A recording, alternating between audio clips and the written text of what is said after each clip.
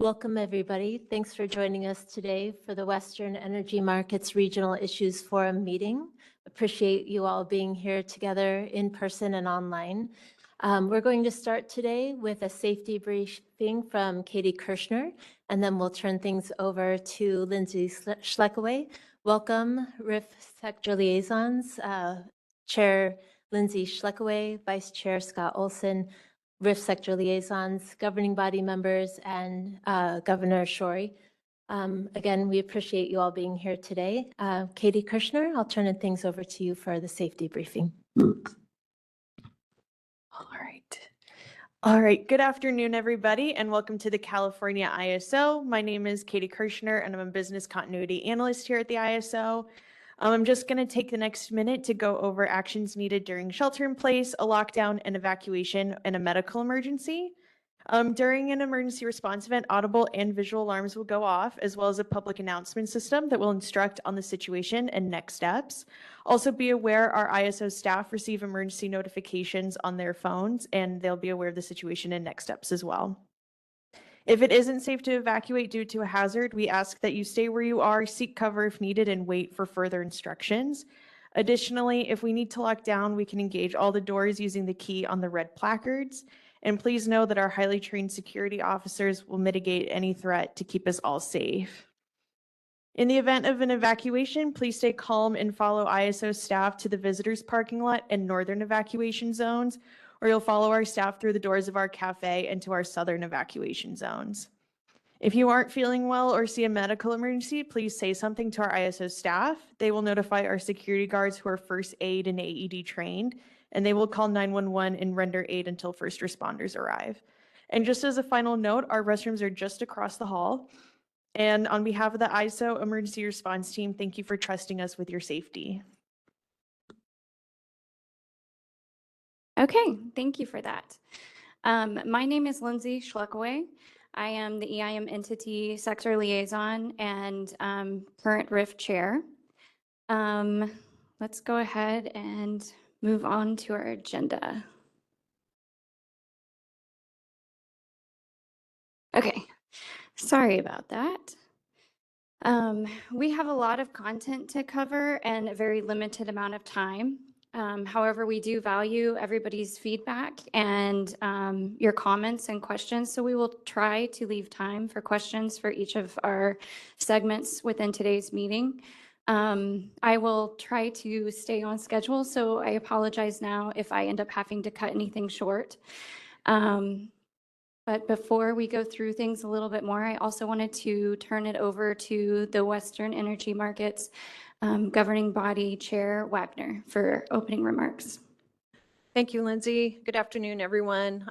Members of the RIF, all the stakeholders, Governor Shorey, my colleagues on the governing body, Deborah Smith and Anita Decker, and those who are attending online. How could you miss this party? I mean, this is a jam-packed agenda. And I, first and foremost, thank you for setting such an amazing agenda. I know we have our work cut out for us, those of us who are receiving all of this input. It directly informs our decision-making process. So we're grateful to all of you for participating, engaging. And I saw the slide deck. I think there was 99 slides. And I was like, wow, this is going to be a long afternoon. I loaded up on caffeine, but it really speaks to what you're working on and the sectors coming together and engaging. And this is exactly what we want and what we need. The ability to hear from you all working together, differences of opinions, different perspectives, but all in the same room. It is hugely valuable to us on the governing body. So thank you. I'm not going to tie up any more time. It's going to be tight hitting the 4 o'clock shut off. So let's get to it. Thank you. Thank you so much. Okay, so for today's agenda, we have first up the roundtable discussion, which is our annual process to go over the sector priorities from the CAISO Policy Initiatives Catalog and Roadmap process. I'll go through that a bit because we've made a few slight changes this year. And then after that, we have the RIF enhancements update, which basically provides our final proposal on the enhancements as we gear up for implementation of those enhancements. And then time permitting, we have a break. It's a very brief break. And I will note now, we will try to make it, but there's a possibility that we will not be able to do the break. And then finally, we have the EIM and EDAM resource adequacy briefing from the EDAM entity sectors. And that is all we have today. So we'll move it on. So to kick things off with the roundtable discussion, the first part of the discussion, and this is the initial change that we've made for this round, is we decided to go ahead and have Kaiso kind of kick things off for us to set the stage and do a brief review of the process. And then we will go through our sector presentations of all of the feedback that we received throughout this process. And then following that, we'd really like to open it up to stakeholders and to the public so that we can hear back feedback and comments. And if there's anything particularly that we missed or any important points, we'd really value your feedback. So please provide some if you have any. And then following that, we will do a brief summary of all of the feedback that we've received, and we'll open it up to remarks from the Western Energy Market Governing Body, the body of state regulators, and then Kaiso to finish things off. So without further ado,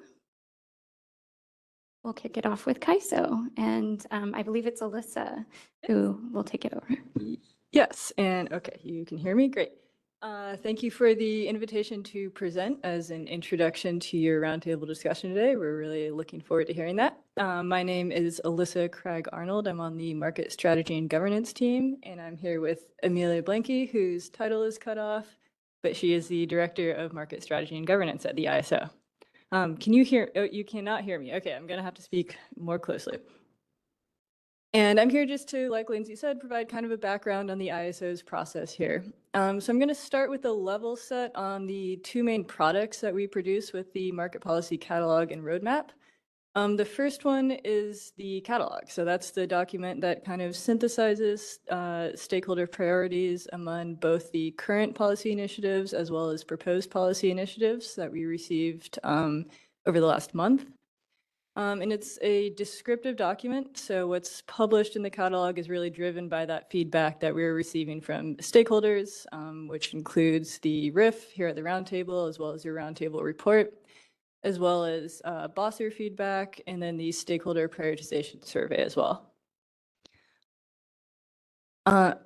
The Market Policy Roadmap is the other product that we developed during this process, and that's really just the ISO's work plan for the next 3 years. So in 2026, we're developing the 2027 to 2029 roadmap. And this is just initiatives that we plan to work on over the subsequent 3 years, and it includes initiatives that were both submitted by stakeholders during the catalog process, as well as topics that the ISO has identified, and then any items needed for tariff or regulatory compliance as well. Next slide, please. Yep.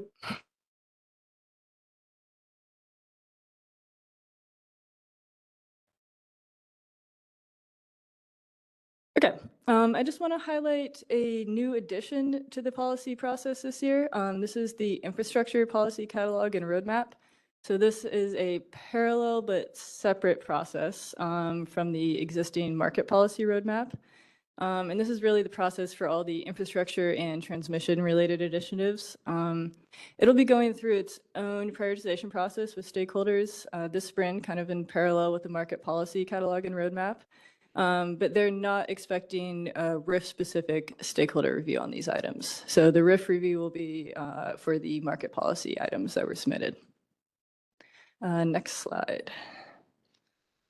And I just want to highlight here some opportunities for stakeholder engagement this spring with the market policy roadmap submissions. It's starting off right now with the RIF roundtable and the subsequent roundtable report that I believe will be submitted sometime in the next month or two.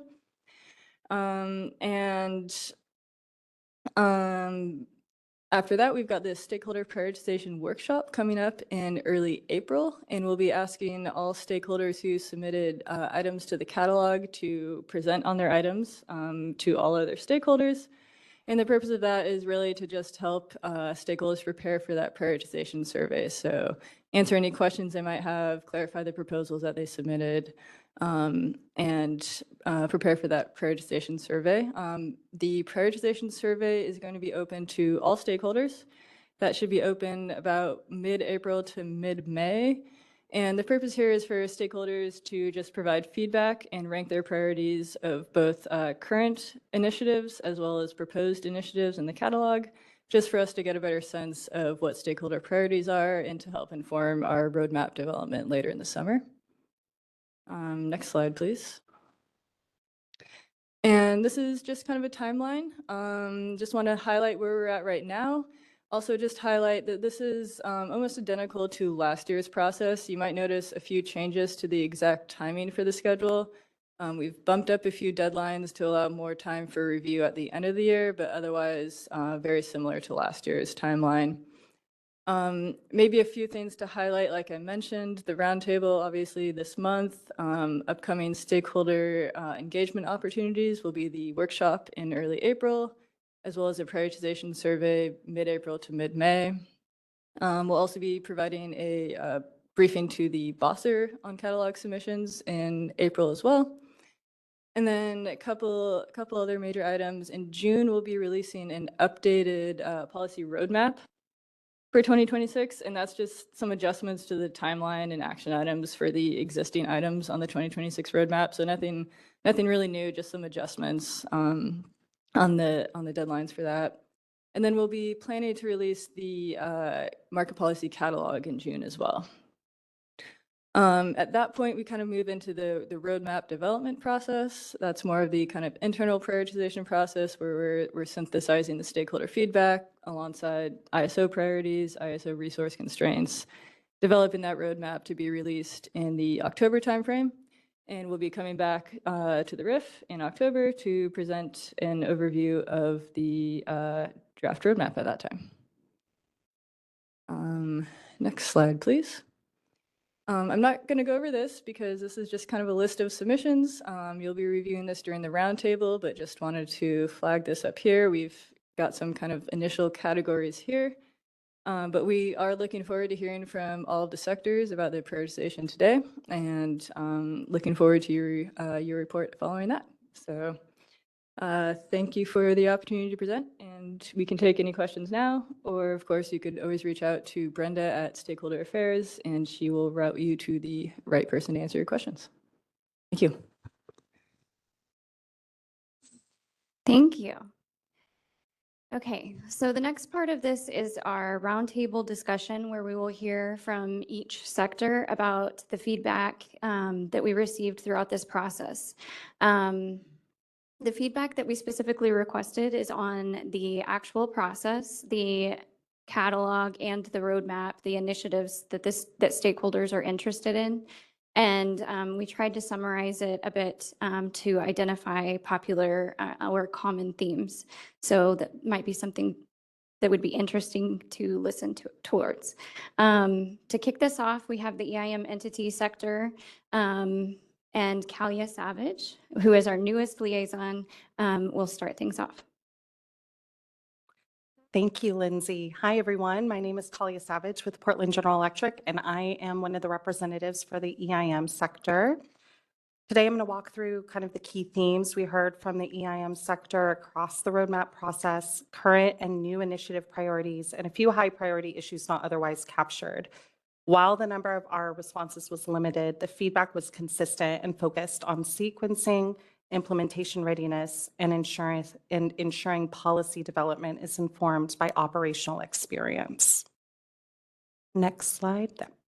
Overall, the EIM sector views the 2026 market policy roadmap process as reasonable and largely consistent with prior years.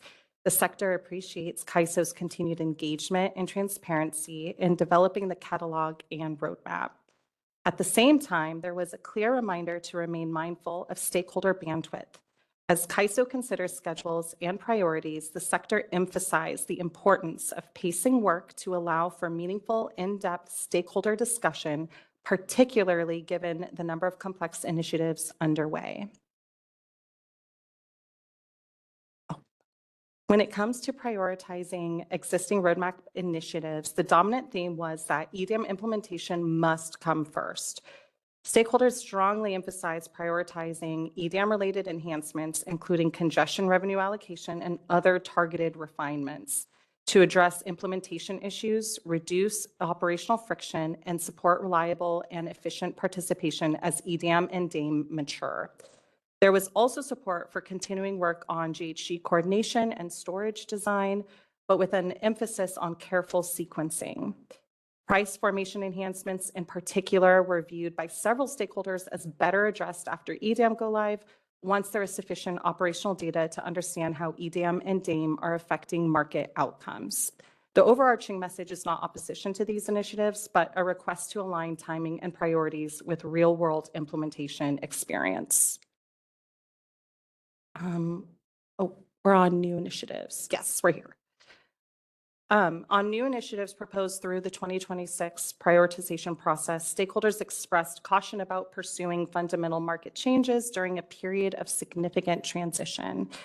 With EDM and DAME launching and potential changes in market participation, the sector emphasized the importance of first stabilizing the new market paradigm.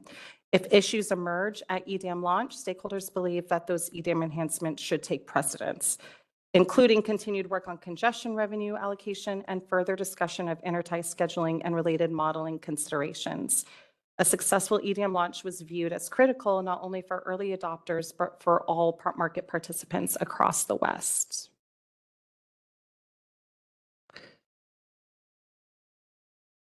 All right. So some of the other high priority issues that were addressed was bringing up SEAMS as a high priority. There was an interest in having that as a focused initiative or working group. Other interest was in evaluating WEM benefits post-EDM go live and emerging modeling challenges for hybrid and multi-resource facilities.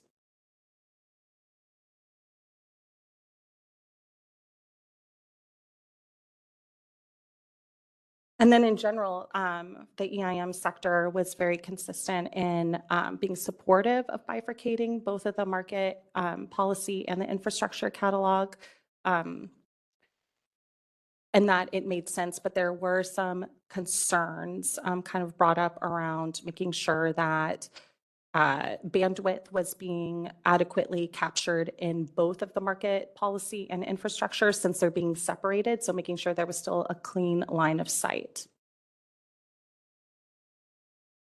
Other than that, that was it. Thank you. Hi, this is Vijay Singh representing the EDM entity sector. Next slide. Just a quick note to start. The feedback I'm sharing is from opinions of a few and not necessarily representing the consensus from the entire sector.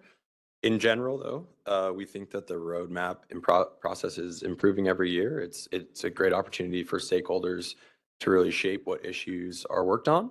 There's only one real suggestion that we had for improvement this year, and it wasn't entirely clear how to suggest topics that may fit within a broader initiative already planned. So this example would be in the EDM enhancements initiative. Just wasn't sure if this is the right process or not. Next slide, please. As far as any opinions from the 2026 or 2025 roadmap, we had a couple of comments about the implementation timelines and that they seem ambitious. And so still, we'd like to hear from the CAISO at some point on whether these implementation timelines are still feasible, just with all the other EDM stuff that's going on. We know that things are tight. Also, I'd heard some opinions kind of about splitting scarcity pricing and market power mitigation into separate initiatives. I think our sector believes that the market power mitigation initiative should keep moving forward, while the scarcity pricing piece should be delayed until EDAM implications are better understood. And then lastly, the congestion revenue allocation initiative may need to be extended if that one's just looking like it's going to take a bit longer. Next slide. And then on new initiative priorities, the focus was EDAM enhancements, unsurprisingly. Generally, I think the sector wants to see how EDAM is working before making big market design changes, and that's excluding the CRA initiative. And lastly, the sector believes that data analysis is going to be important for finding any future improvements.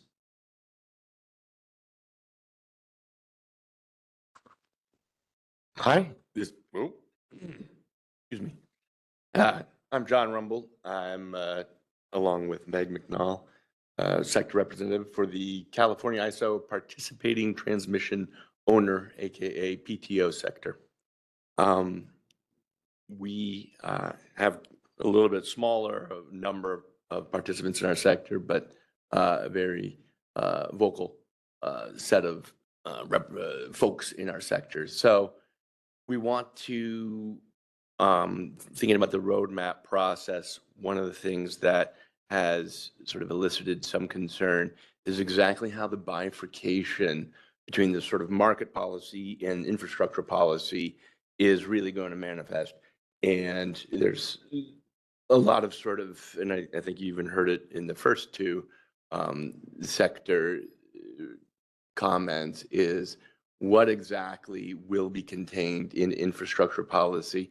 Where does it sit? What is the RIF's role, if there is a role in the future, in this infrastructure policy sort of split?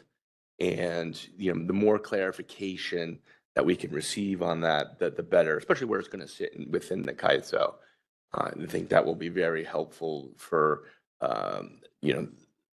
participants to understand exactly what the intent is and how the work will be moving forward. And then as well, making sure that to the extent there are policy initiatives that would necessarily touch the infrastructure piece and what we would call the market policy function, how that process is going to work. How will the CAISO sort of address those issues if it touches into both areas? And so, that don't have an example yet, but to the extent that there comes along, we would, be transparent up front. How are you going to deal with it? Where does it sit within the CAISO? How are various things being addressed? And then we do want to say thank you for 2025, because there was a lot going on in 2025, and the CAISO did actually slow down and pause certain of the initiatives that, frankly, we, and I'll speak for Southern California Edison, found very helpful, so that we have limited resources, and having too many things on the plate really just ends up diluting participation all around. So I want to appreciate the responsiveness to folks who provided that feedback. Next slide, please. With regard to recently proposed initiatives, there were, this is the current policy. I'm skipping ahead, I apologize. So there were comments for the 2025 draft roadmap. San Diego, Edison, PG&E, and 6 cities all provided comments. And, I think to reiterate what Vijay just said, there's a great importance on maintaining that bandwidth for EDAM enhancements following go live. And you'll even see a proposal by PG&E that builds on that. And as well, we appreciate the flexibility to revise priorities as needed and as necessary. What may be important today may not be important tomorrow or a month from now. And the ability to be flexible in addressing and reprioritizing is very valuable to us. And not to be controversial, but we did appreciate the decision to postpone further work on the fast start pricing within the price formation enhancements initiative for the time being. Next slide.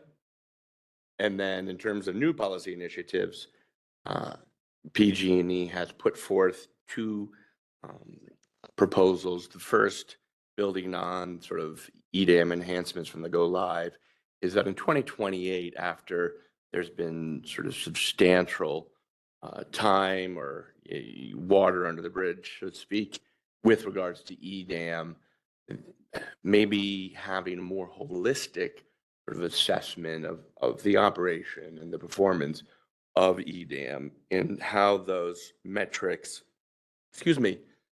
that sort of define success or operational viability, assess that and make sure that stakeholders have an opportunity to come together and really talk about, okay, is EDAM doing what it was intended to do, rather than, okay, we're making little changes here and there just to make EDAM work better. It's okay, we have 2 years.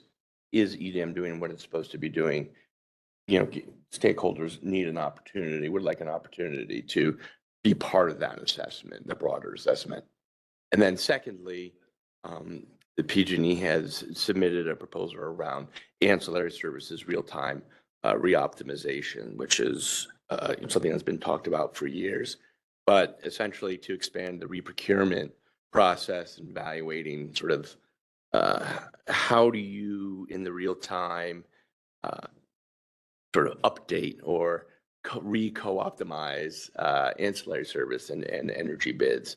And we think there's, and PG&E thinks there's real value to be had there. So I will pause, turn to We'll Meg. go to the next slide, and I think this is our last one. Wanted to talk about an initiative that the 6 cities had submitted as part of a large group of parties, including CalCCA, CMUA, BAMX, Shell, and others who joined on. This is an initiative that would involve a holistic review of the ISO's policies and tariff requirements for the topic of maximum import capability. This is just in a nutshell, how the ISO accounts for import deliverability for resources that can count to provide resource adequacy within the ISO. This was an initiative that was submitted by Shell, 6 cities, and CalCCA in the 2024 catalog and roadmap process. And it had initially been slated to be included in the Resource Adequacy Modeling and Program Design Initiative. But that's a very broad initiative with a lot of topics to cover. And so this MIC topic wasn't one that was able to be taken up during calendar year 2025. And so given that the ISO has decided to bifurcate its catalog process, the group decided to resubmit this initiative in both the infrastructure process and the market process. In our view, there are sound reasons to include this MIC enhancements topic in the RA initiative. There's a lot of policy alignment there, but at the same time, I think there's recognition by those of us who joined in the submittal that there are some issues that touch on infrastructure as well. And so this is a good example of an initiative that may cross both market and infrastructure issues. On balance, I think the submitters would prefer to see this stay within the RA policy initiative and advance there. But again, with the uncertainty created by the new process and how initiatives that kind of touch on both areas may get classified, we thought it was prudent to submit this topic in both. And with that, I think we'll go to the next set of the next sector, the COUs. Yeah, I'm Doug Bocignone. I'm representing the consumer and utility sector along with Lauren Tanny-Dennison. Okay, go to the next slide, please. So in terms of the initiative process, our sector actually was more engaged in terms of the number of submittals this time around, which was encouraging and very supportive of the prioritization that kind of came out of last year's process. We would like to emphasize the need to complete some of the ongoing initiatives. There was a strong interest in that, while at the same time recognizing that some of the new proposals, also merit, being pursued. We recognize there needs to be some kind of balance between getting the existing initiatives done and embarking on some new ones.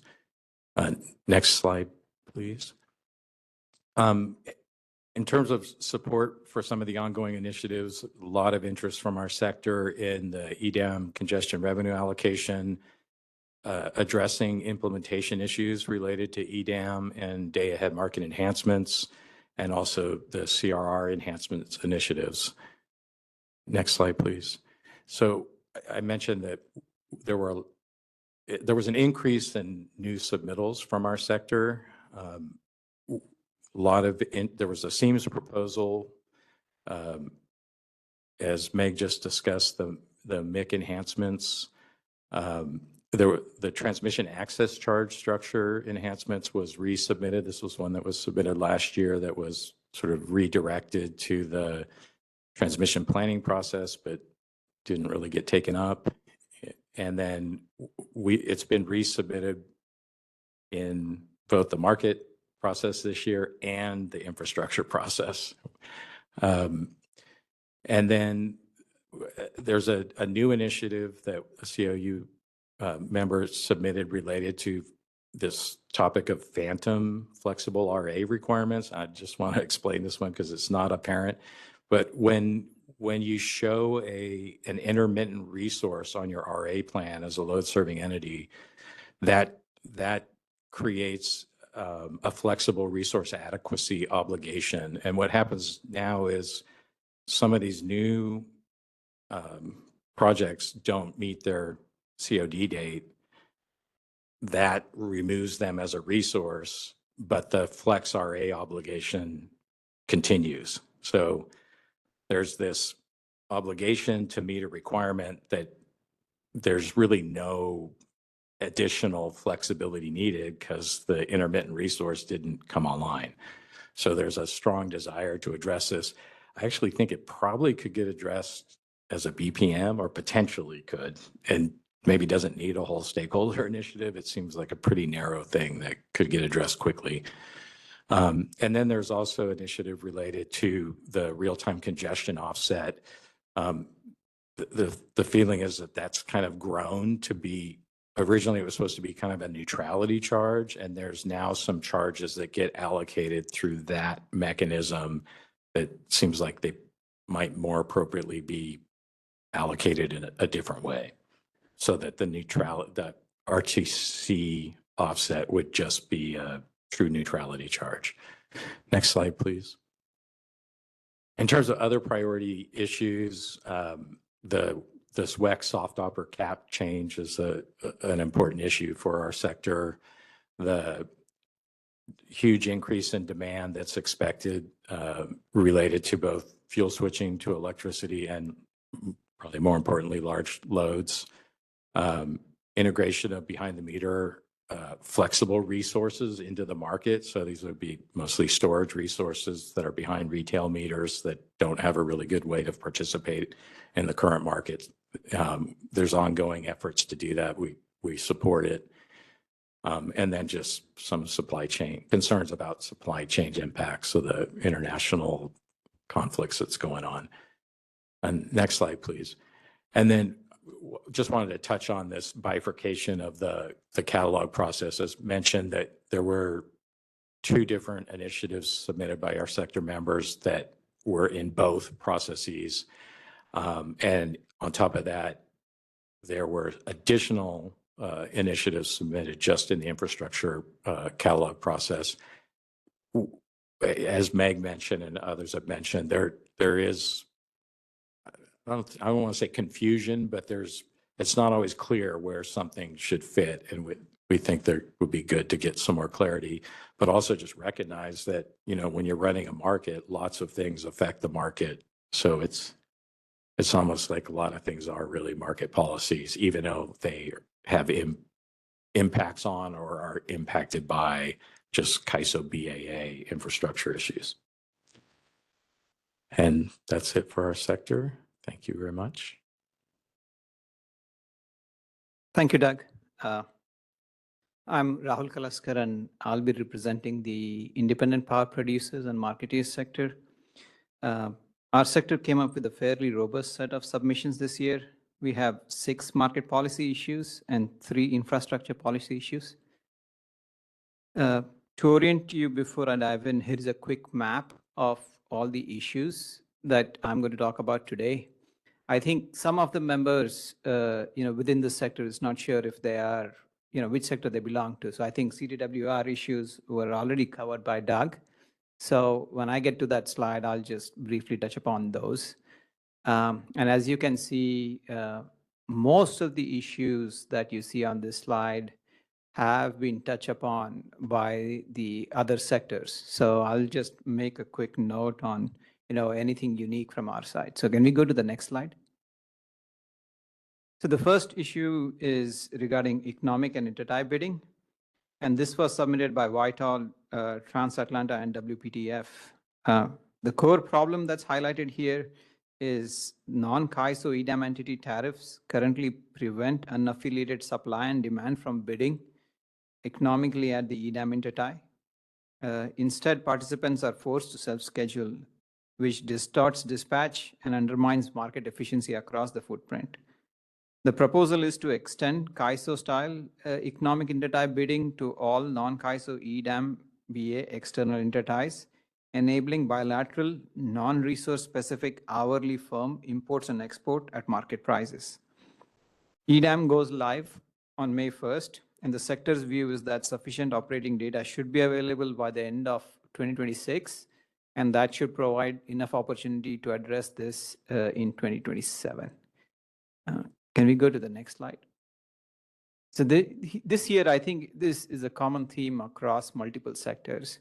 This is regarding EDAM Market Plus and Western Grid seams. So this issue covers 2 parts. The first one is submitted by APNW and WPTF. There are 2 threads here. First is related to non-loop flows, or rather, first is related to loop flows.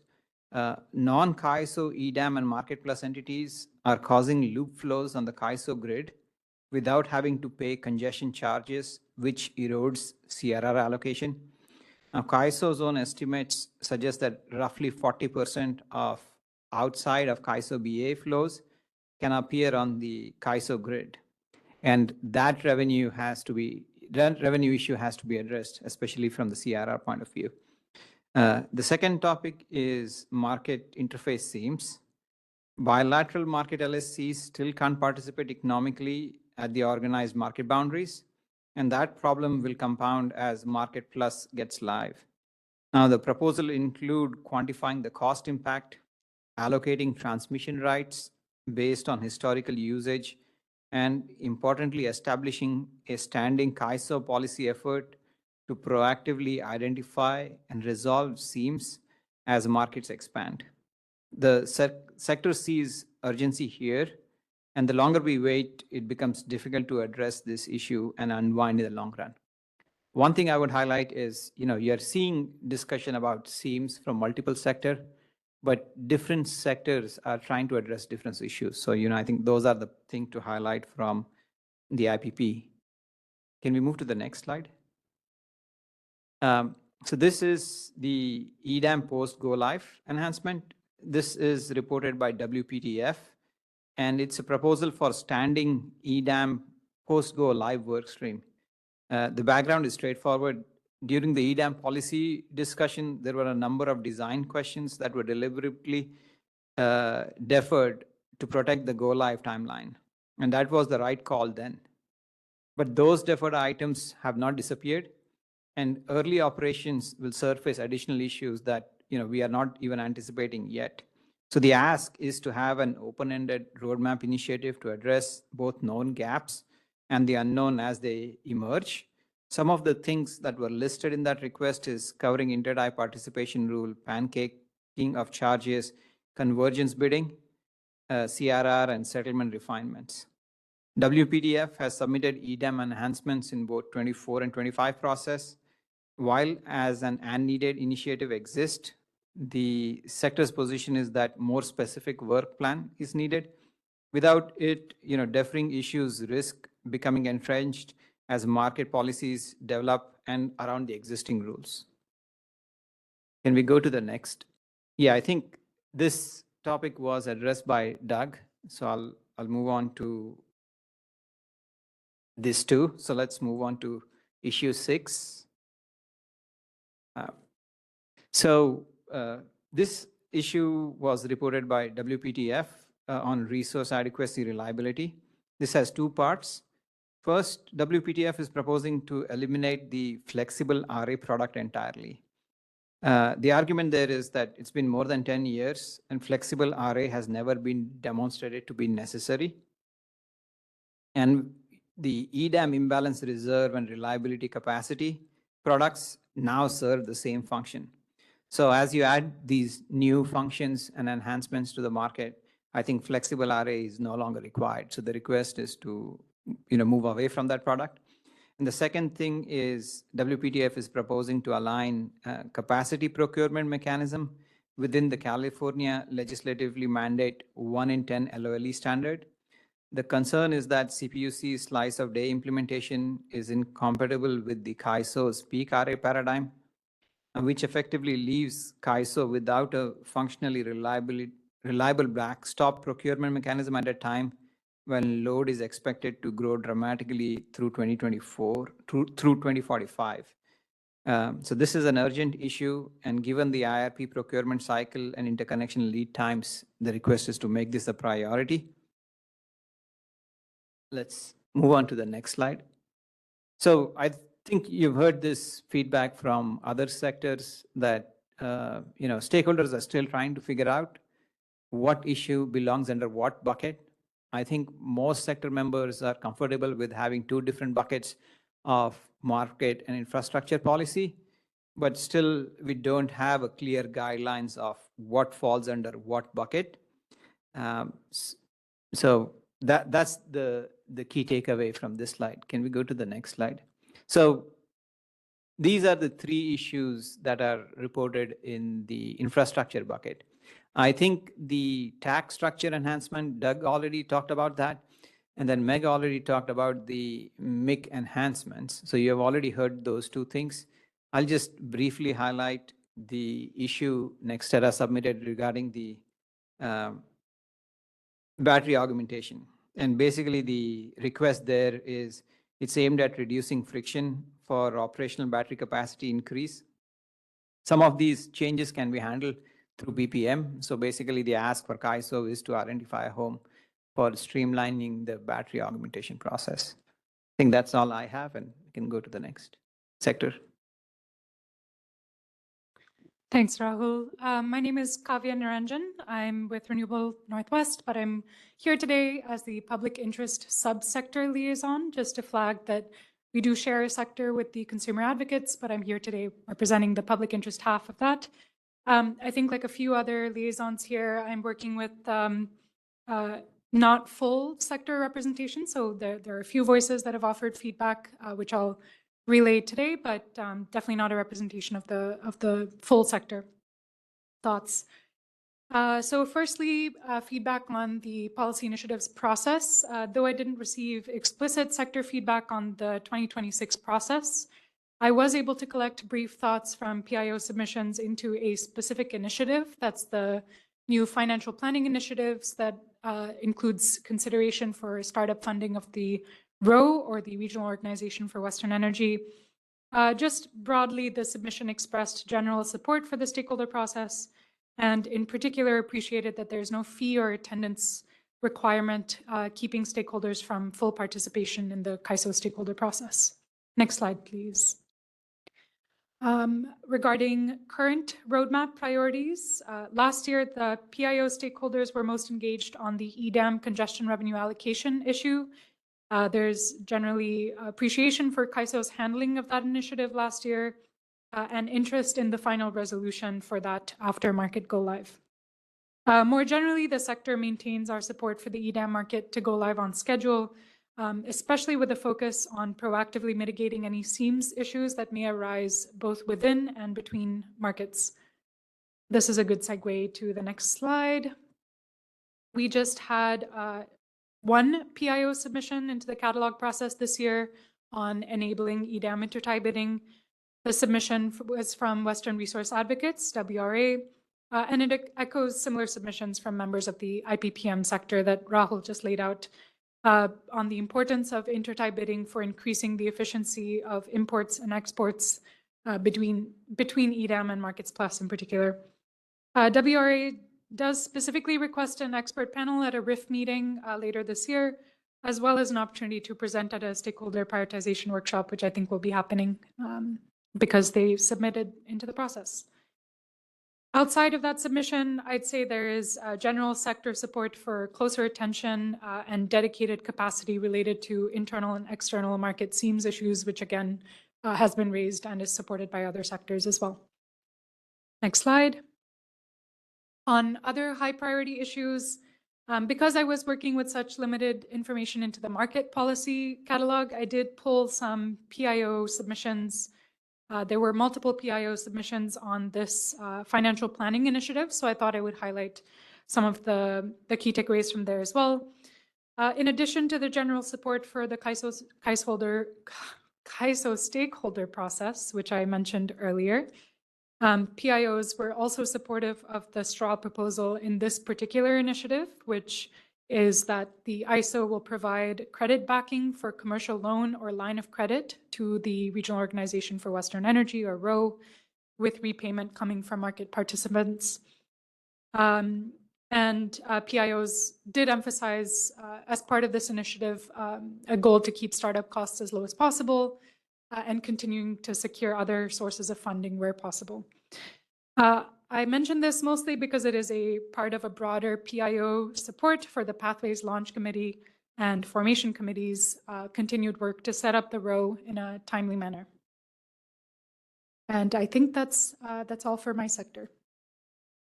Thanks. All right, I'm Kelly Haraguchi. I am the RIF liaison for the Power Marketing Administration sector. We are a small but mighty sector of 2 entities. We can go to the next slide. For the current process, would like to express some appreciation for the market efforts we've noticed toward incorporating more stakeholder feedback and getting more engagement from stakeholders. I've noticed that over the last few years and really appreciate it. I'm also encouraged at the process modifications we're seeing, or proposals to the process modifications we're seeing, to provide more transparency into the roadmap formation. We're looking forward to that. Next slide, please. For the current policy initiatives, we really just focused on 2. One was the price formation enhancements, specifically the scarcity pricing and market power mitigation components of that stakeholder initiative. We've made a lot of progress on that. I feel there's a lot of momentum in that initiative and want to keep that going, particularly in light of the impending operation of multiple markets in parallel. The second item that was prioritized in our sector for the current policy initiatives were the gap tie and intertie bidding framework. We do appreciate the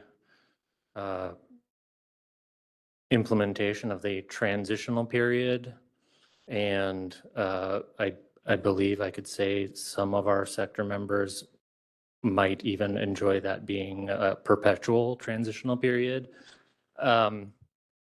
Nevertheless, we appreciate it. I think it'll give us time to address or assess the impacts to our business processes, our commercial activity, and our risk management practices going forward. Next slide, please. For new initiatives, I don't think this is at all surprising because it's probably been mentioned every time here, but seams issues is a big deal for us.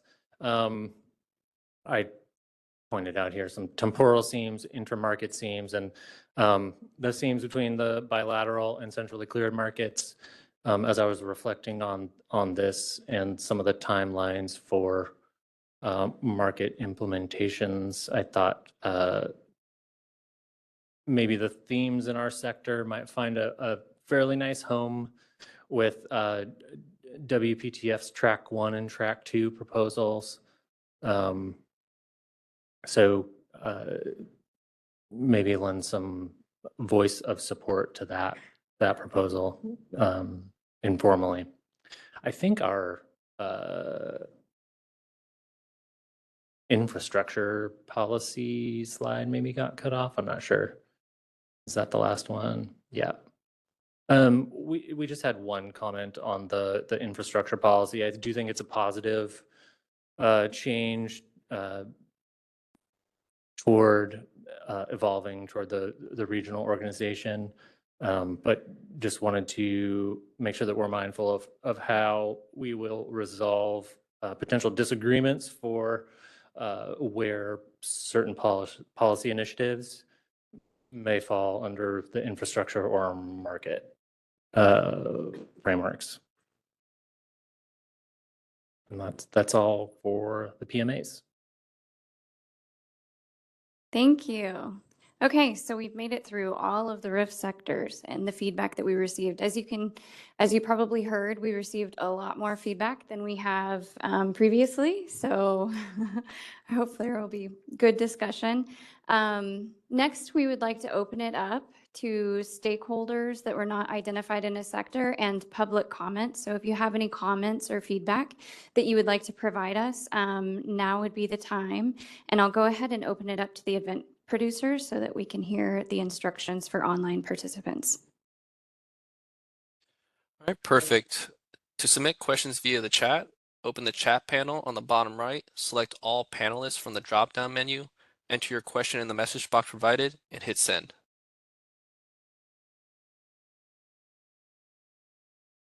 Thank you. And first, we'll open it up to the room if there are any questions or comments.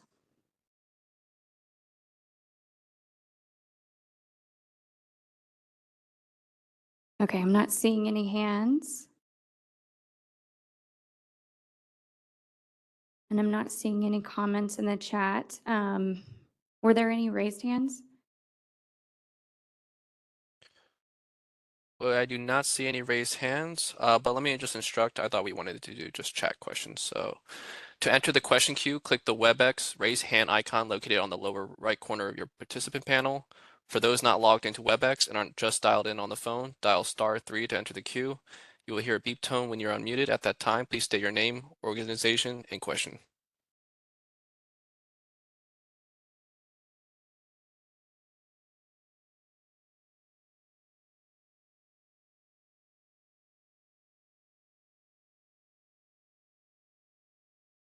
Okay, thank you. I am still not seeing any hands, so maybe that means we covered everything.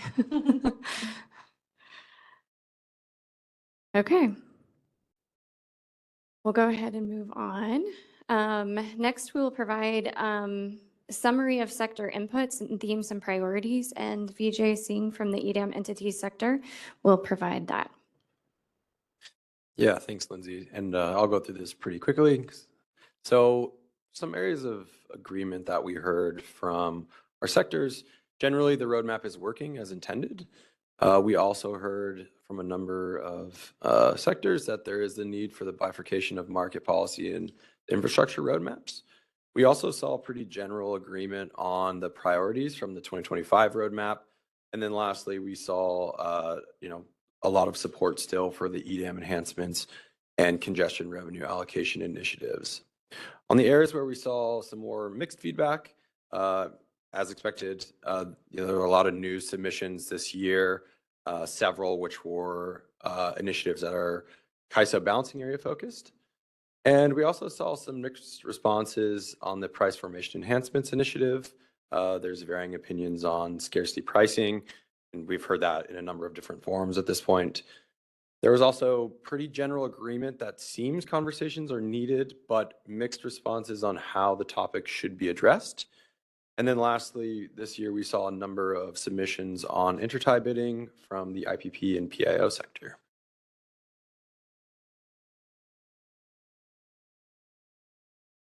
Thank you. Okay. And so following all of this, we wanted to at least open it up and see if there were any remarks from the Western Energy Market Governing Body. So this is Anita Decker. I'm the liaison for the Western Energy Market Governing Body. So I do have a few comments. And first of all, I want to commend you guys for the work you've done for this effort. You did it last year and you did a great job. You brought some new issues to light. And I really do sincerely appreciate the work of the RIF and all the sectors to bring this information forward, to spend the time to work with your sectors and to be able to kind of say, here's kind of the things that are important. So it's interesting to me, clearly EDM enhancements are like, you know, on everybody's minds, and they certainly are on the governing body's mind, and I know the ISO's minds as well. But I think that was a good call out because I was doing my tick list as you guys were going through the different items, and the EDM enhancements was like right there at the top. And it's interesting to me, you know, certainly the congestion revenue is up there, the intertie bidding is up there, and I always am fascinated by the seams discussion from the standpoint of, in particular, it was highlighted in this discussion. Whose problem were we trying to solve? And what problem were we trying to solve when we talk about seams? Because as everyone around this room knows, we have seams today. They're not some new things because we have a day-ahead market.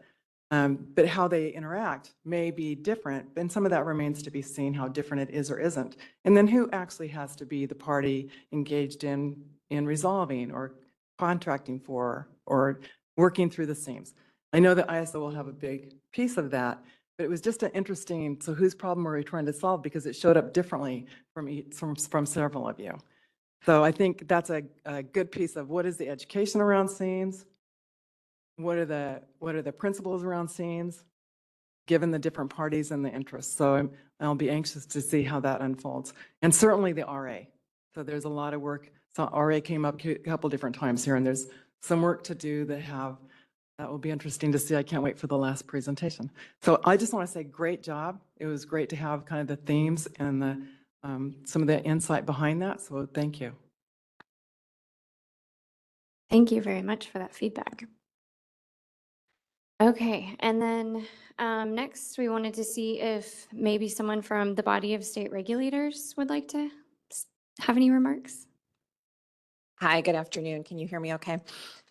Great. And I just want to echo a tremendous amount of work and thought went into this. A lot of information today, and really appreciate being able to be here and listen to the discussion and hear how the roadmap is being put together and the policy concerns that all of the stakeholders have.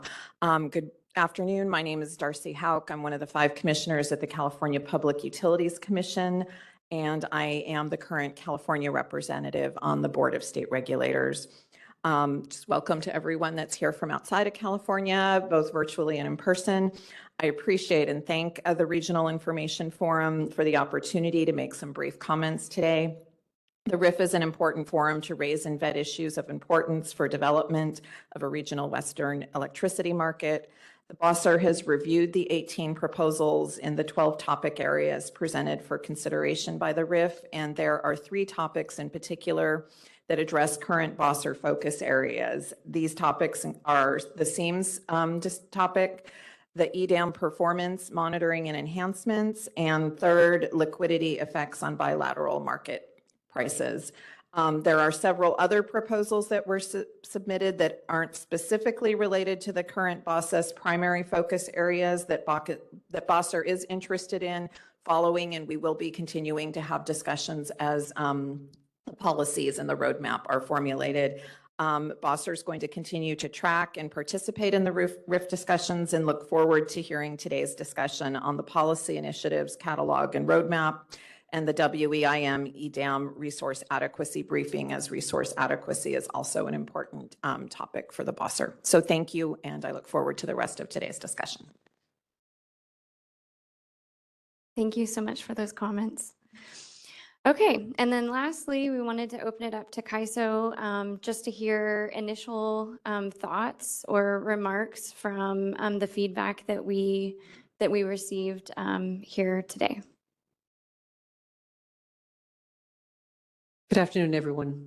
This is Anna McKenna, VP of Market Design and Analysis here at the ISO. Everyone's pointing at me, so I'm just going to make a couple of remarks.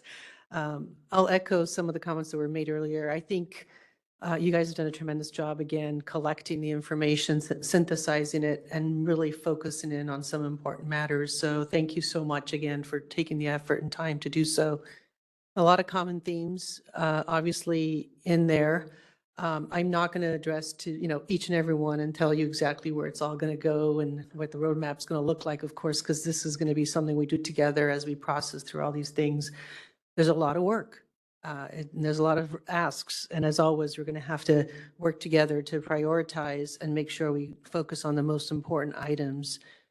So please bear with us and with yourselves as we coordinate on this stuff and do some really careful work on what are the most highest priority items. Sorry, I always have to do one of those, waiver things as a former attorney, so I apologize about that if it doesn't sit well. But I do think it's going to take some time for us all to really think about what are the best, most prioritized items. But I will say a couple of things. First, with regards to post-EDAM performance evaluation and EDAM enhancements, I can assure you about one thing, and maybe other things too, but I can assure you that we will be spending a lot of time evaluating the performance of the EDAM and whether the products that we're introducing are, performing as designed and as expected. We do have close evaluations and multiple forums in which we provide this information, but because this is a very important, significant market design change, we will be doing a monthly reports as we do when we have big ticket items that go through.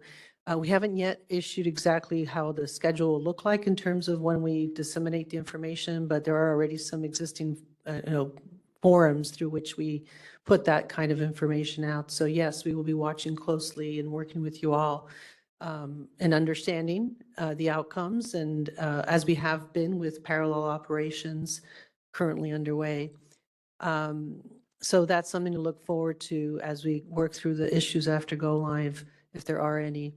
And of course, we have already carved out a swim lane, if you wish, for any of the items. Somebody had it in one of the slide decks of the EDAM enhancements. I think there will be a number of things, obviously, we'll continue our work on as we have already started, with those items, including the intertie scheduling and participation at the CAISO BAA interties that we have been dealing with pre-go live and now have a solution for, but we'll be continuing to work on. I want to say something about SEAMS. SEAMS seems to be the bucket where everybody's item now goes into, like, well, I want to do this. It's a SEAM item. So one of the first things I think we need to do is really define closely what we mean by SEAMS. We've been listening very carefully. We've been also working with folks. We do look at SEAMS as a collaborative and multifaceted. Okay, everyone, we're about to get started again. Can you hear me online? Okay. The rolling blackout is officially over. Lindsay?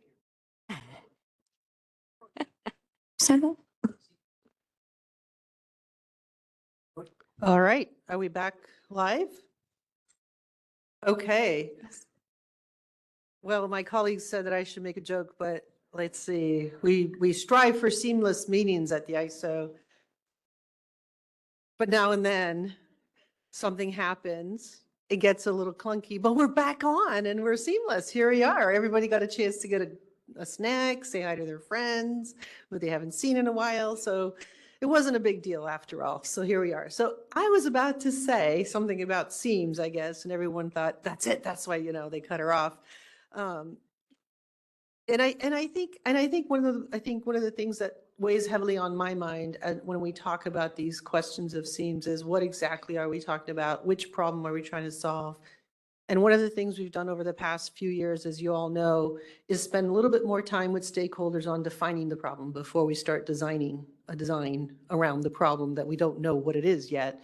And I think there's going to have to be some degree of compartmentalization education around these questions. And so we're going to have to, as a community, really spend a little bit more time thinking about, what are the things we're doing? What are we talking about when we talk about seams?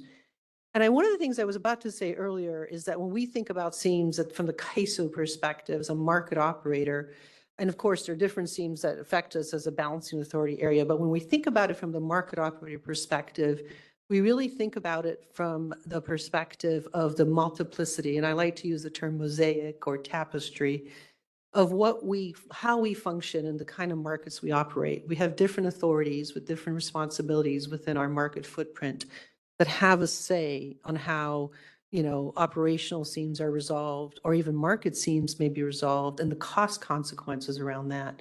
And so we have taken the stance, and will continue to do, that it's a collaborative effort with our partners around how these things get addressed when it comes to a market-to-market seam, which is one of the many things that people are thinking of, but not all of it. And then, of course, operationally, we're not a balancing authority area that dictates what other balancing authority areas do.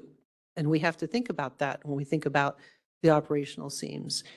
And we are in RC West as well. We have some say there as well in terms of how reliability is maintained across the Western interconnection, but we're not alone in that. And so there's all these questions that are going to have to come together. So one of the things we've been thinking about, very carefully is, how do we bring this community together to focus on some questions, and perhaps work streams are going to have to, we're going to have to consider, rather than starting a stakeholder initiative and decide on, a punching board on everybody wanted to throw something on the wall and see what sticks. So what we're thinking of doing is creating a environment in which we can have this discussion.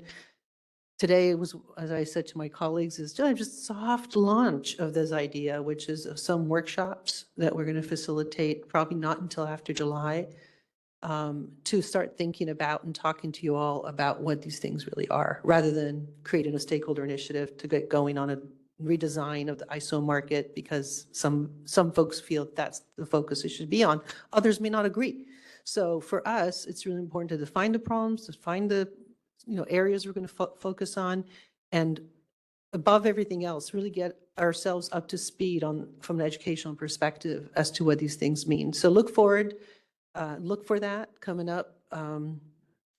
I want to say that our most important priority as we sit here right now, and I'm sure you all know it, is getting EDAM go live.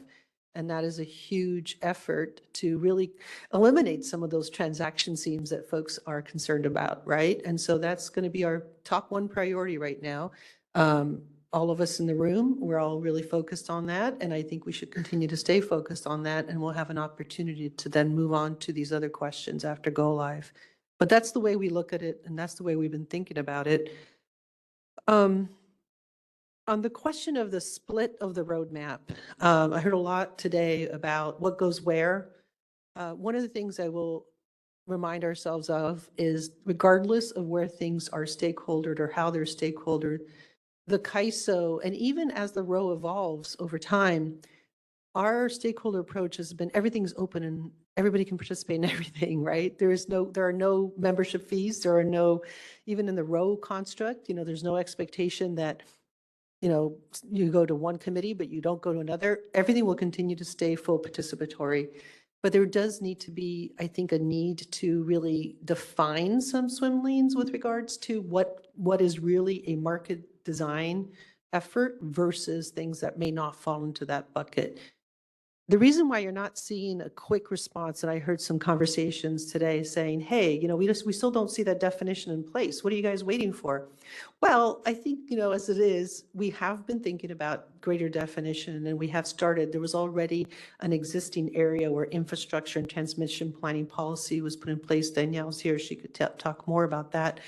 But, that was already a division, if you wish, that was already in place. So we've tried to economize and put things into the right place in that way, between stuff in this roadmap versus stuff in that roadmap. But we are also working towards greater definition of what is a market design change as we move towards the row. And as you are, the RIF, are evolving yourselves towards that. It'll be important to really think carefully as to how those things get separated, but we're real cognizant of the fact that some things need to be more, I'm going to use the word again, compartmentalized towards market design changes versus say something that is more specific to an RA thing. And then there's things that are crossover. You know, there's things that are going to be naturally crossed over. So we're taking a really close look right now at our processes, at the roadmap process, and we're going to have to define that a little bit better. But one thing I can assure you is we're not going to do it alone. We're going to come back to you guys and share with you where, you know, where things, how things are going to evolve. And so hopefully you'll have better definition. I do apologize for not having better definition at this point. I can sense a little bit of the frustration in you all, but at the same time, you know, as we evolve towards the row, I think this is a really not good time to think about making this process more durable rather than a quick change that may not be sustainable and fit nicely into the row process. I think I covered all the areas I was going to comment on, but I'd be happy to answer any questions. And I had a quick question. You mentioned some SEAMS workshops probably starting in July. Would that be not part of the existing EDAM enhancements initiative, just a completely separate set of workshops? Absolutely. We don't have any problem statements specifically right now to just throw in there. That EDAM enhancements was really supposed to be those things we know we have to fix. We've identified it either in parallel ops or, you know, market sim or post go live. What are those things we know we have to fix quickly? This is not that.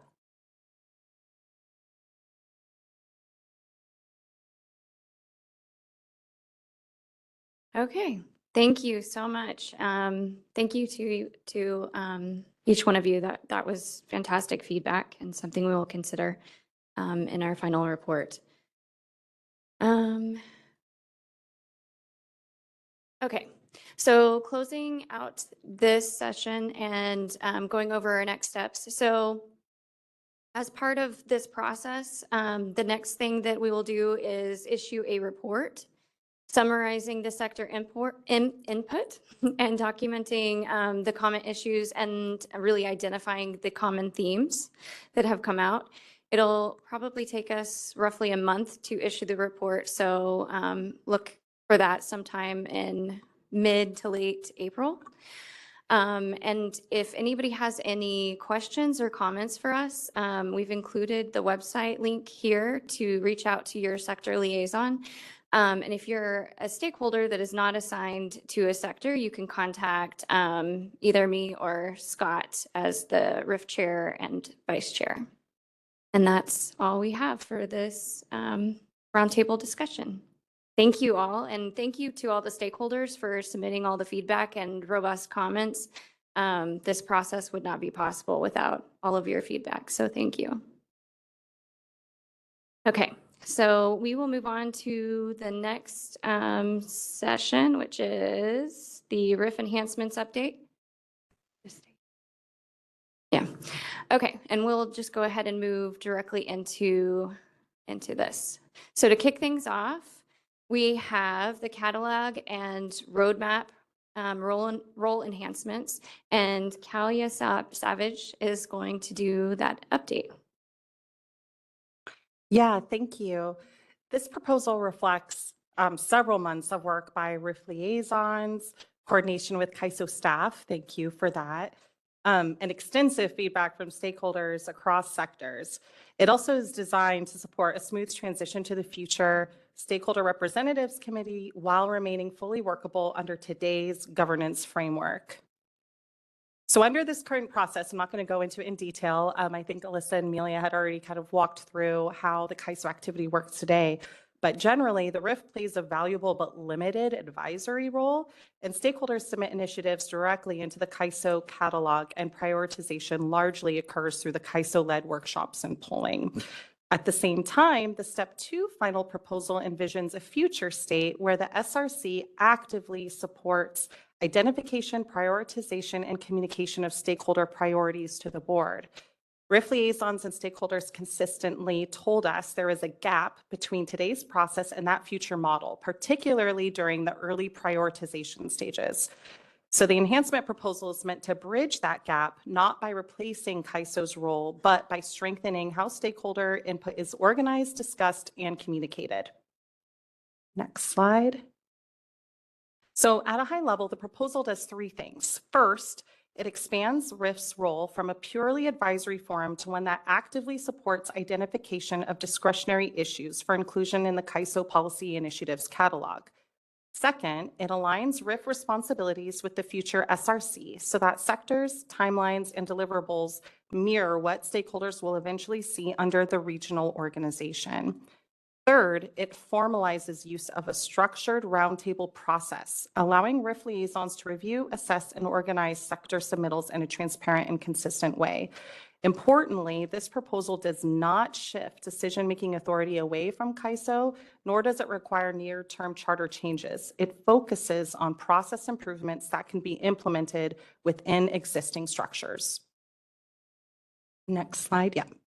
Many stakeholders emphasize the value of closer alignment between RIF and the future SRC and supported using existing RIF roundtables to improve integration with the catalog and roadmap process. Support was also conditional. Stakeholders were clear that CAISO should retain overall management responsibility until the regional organization is operational, and that any expanded role must be mindful of volunteer time, funding, and administrative burden. A small minority expressed concern that the RIF's current role is sufficient, but overall feedback favored moving forward with a measured transitional approach. So next slide. All right, so this is where we landed. Let me walk through how this would work across the year. So in March, consistent with current process, following the CAISO stakeholder prioritization workshop, the RIF would convene a roundtable discussion, as we are now. During that roundtable, liaisons would solicit feedback from sector members, discuss relative priorities, and surface cross-sector themes. The RIF chair would provide a quarterly update to the WEM governing body, ensuring early visibility into stakeholder priorities. And that quarterly update is new and part of the proposal. In April, RIF liaisons would hold sector-level meetings to synthesize those comments, assess areas of consensus, and identify priority initiatives, which is similar to what we do today, but explicitly considering resourcing and timing constraints. This new step prepares liaisons for summer coordination with CAISO staff. During July and August, RIF liaisons would coordinate with CAISO as the draft roadmap is being developed, documenting prioritization rationale and providing context not captured in written submissions. In September and October, CAISO would share that draft roadmap as they had noted, but with the RIF and the broader stakeholder community. So RIF liaisons would present the draft to their sectors, and the RIF would arrange indicative voting to inform feedback and prepare for governing body discussions. And then finally, in December, the RIF would provide verbal comments at the joint Board of Governors and WEM governing body meeting, closing the loop between the stakeholder input and final roadmap decisions. So in closing, this proposal strengthens the RIF without overreaching, supports CAISO's existing process, and responds directly to stakeholder feedback. We look forward to discussing this with you today, answering questions, and continuing refining this approach as we move toward implementation. Thank you. Thanks, Kalia.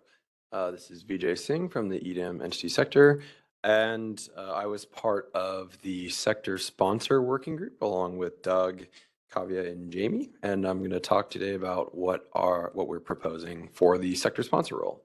Next slide, please. So we got a lot of great feedback on our draft final proposal. Some of the common themes we saw were that stakeholders generally believe there's a need for transparency of how sponsor role is functioning and how the RIF is developing the role.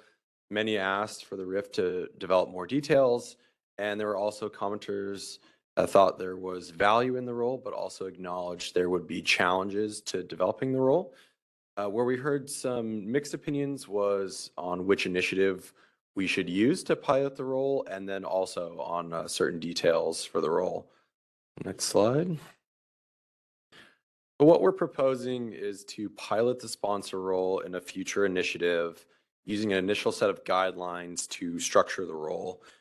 The RIF and the CAISO will have a set of criteria to consider when determining which initiative to use, and the initial set of guidelines kind of governing the role will be broad to maintain flexibility in the role. What we really saw as the purpose of the pilot is to work towards enacting a version of the sponsor role as laid out in Pathway Step 2 by taking an incremental approach. We want to determine where sponsors can add value to the initiative process. And lastly, we really want to gain insight into the role so that the RIF or future stakeholder representative committee can improve the role. Next. So when we started further developing the role, we wanted to look back at pathway step 2 and really figure out where there may be similarities or differences. And so what we saw as the purpose of the role from pathway step 2 was that the sponsors really help drive the initiative by partnering with the CAISO or RO staff to move an initiative forward. Sponsors act as a partner with the CAISO or RO staff, but they don't take over the staff's responsibilities for administering an initiative. And so how we were thinking about this differently for the RIF enhancements is that sponsors are really a supplement to CAISO staff's current processes rather than a driver. We think this will be less time and effort for the sponsor in the pilot role than what is envisioned in Pathways. And the sponsor's role is more focused on communicating stakeholder perspectives than shaping the initiative. Sponsors will provide the CAISO direct feedback from stakeholders rather than working to find compromises among stakeholders to really like I said, drive that process. Next. As far as the responsibilities of the sponsors in the pilot, we want the sponsor to partner with the CAISO staff to facilitate engagement among stakeholders and assist with communication between stakeholders and CAISO staff. The goal here is to get more input from stakeholders into the initiative process. We would like the sponsor to help find common areas of agreement or disagreement among stakeholders through either individual or group meetings. These meetings, the sponsors can include CAISO staff in those communications with stakeholders, but aren't required to. We'd see the sponsor acting as a conduit for bringing stakeholder proposals into the initiative process. We think that the sponsors can help move ideas and solutions from stakeholders into CAISO proposals. And then lastly, we really would like the sponsors to help the RIF and the CAISO to develop the role. We want regular feedback with CAISO staff and the sponsor to make changes when they're needed.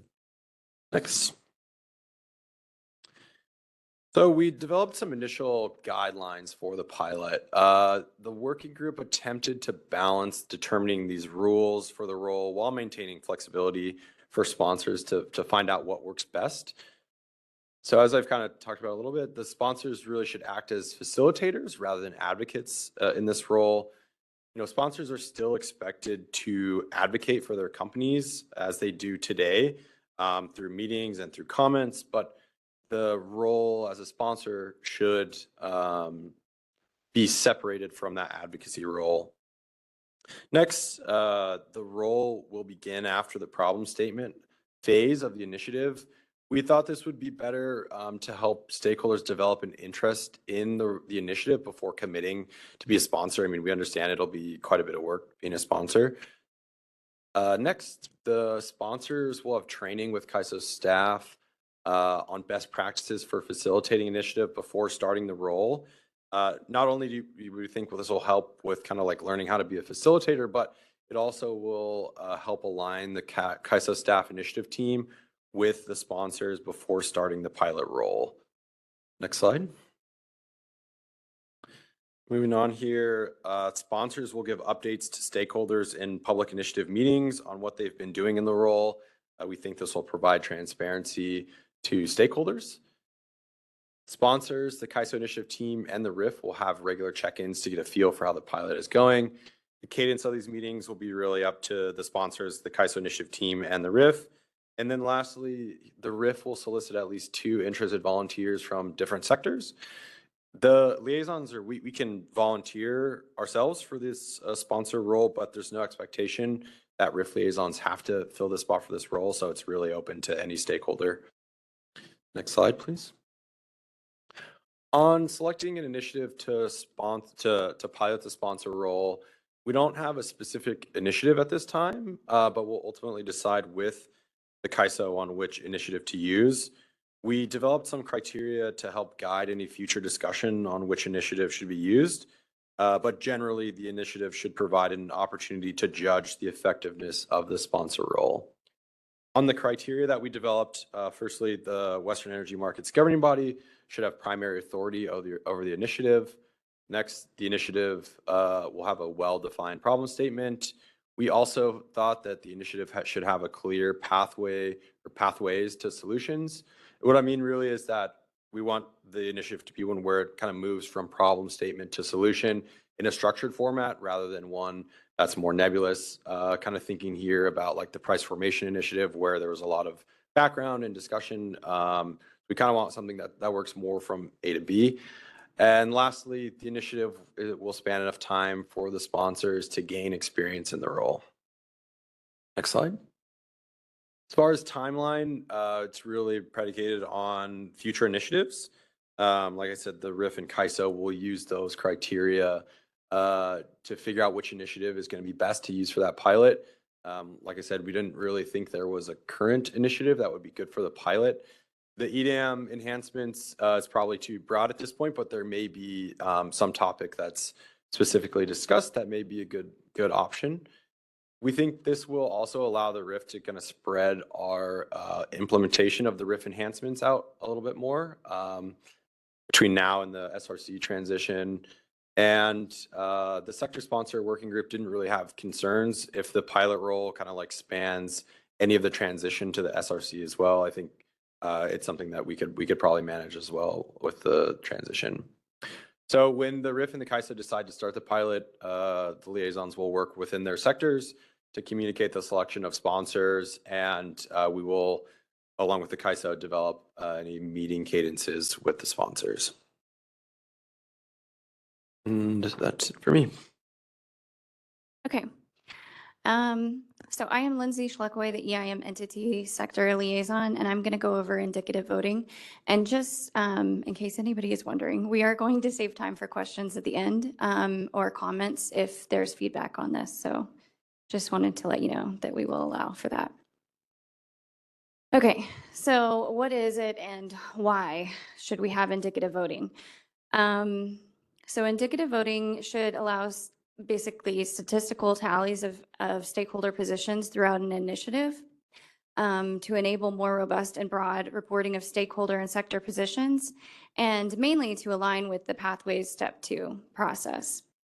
We also believe that there could be a possibility of providing greater insight into the Western Energy Market governing body and just kind of how the votes may tell a story throughout a stakeholder initiative. And I'll get more into that later.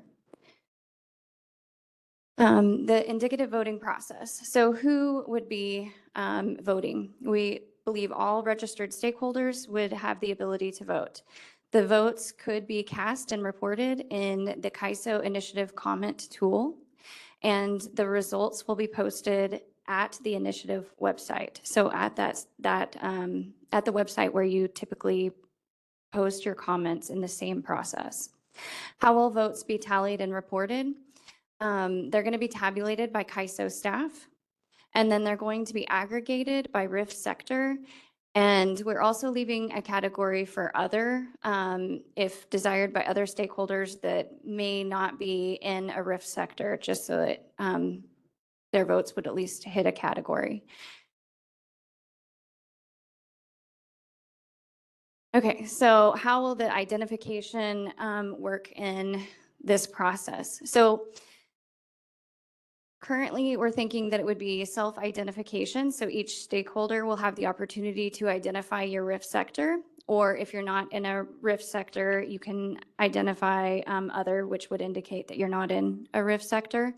And also, we're going to start it with the geographic region, and the regions that we're initially thinking is the Northwest, California, the Southwest, and then also a category for region-wide in case there's a stakeholder that spans into multiple areas, which I do think there's several stakeholders out there. How does indicative voting change the stakeholder process? So it is complementary to the existing comment process, and I really want this part to be clear. We plan on this being completely informational. This is indicative voting. It is not expected to change the outcome of the stakeholder process or make any changes within that process. It is really just for informational purposes only. And we will be using it to really tell the story of how votes are changing from the beginning, from the start of the initiative, all the way through the final proposal. What will be the voting options? So we've determined to go with support with caveats, neutral, oppose with caveats, and oppose. And we're also proposing that stakeholders please leave your comments so that we can understand the nuanced views of why you're voting the way that you are throughout this process. Okay, for the timeline. So for 2026, we would like to pilot one initiative. And then we are also thinking that if there are other initiatives that we think may have kind of a contentious topic, we may actually increase this to other initiatives. But for right now, we're thinking pilot one so that we can provide feedback and really hone in on the design of how this would work. And then we would like to roll it out in 2027 to all the initiatives that are under the governing body's primary authority. The different stages that we're recommending for voting would be the problem statement and scope definition. And this would really be the vote to kind of recommend moving from stage one, that is issue evaluation stage, into policy development. And then the next vote would be during the straw proposal or revised straw proposal phase to recommend moving to the draft final proposal. And then from the draft final proposal to vote to recommend moving to the final proposal. And then lastly, at that final proposal, which is right before the initiative is taken to the governing body for approval. And I also want to again state here, this is all informational and will not change the stakeholder process. Okay, so what is under consideration? So we have worked very closely with CAISO staff, and we really wanted an initiative that we could start indicative voting from the very beginning, and so that we could really get that story of how things are changing or positions might be changing throughout the initiative. So the initiative that we have selected to pilot this program is the congestion revenue allocation phase 2 for EDAM.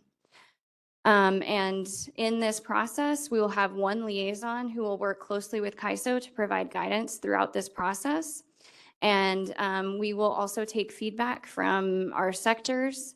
If there is feedback that you have throughout this process and you're thinking things should work a little bit differently, we would definitely consider all the feedback that we receive. And then lastly, we do plan on sending out a notice to all sectors indicating when indicative voting will commence so that you will know when this whole process will kick off. Okay.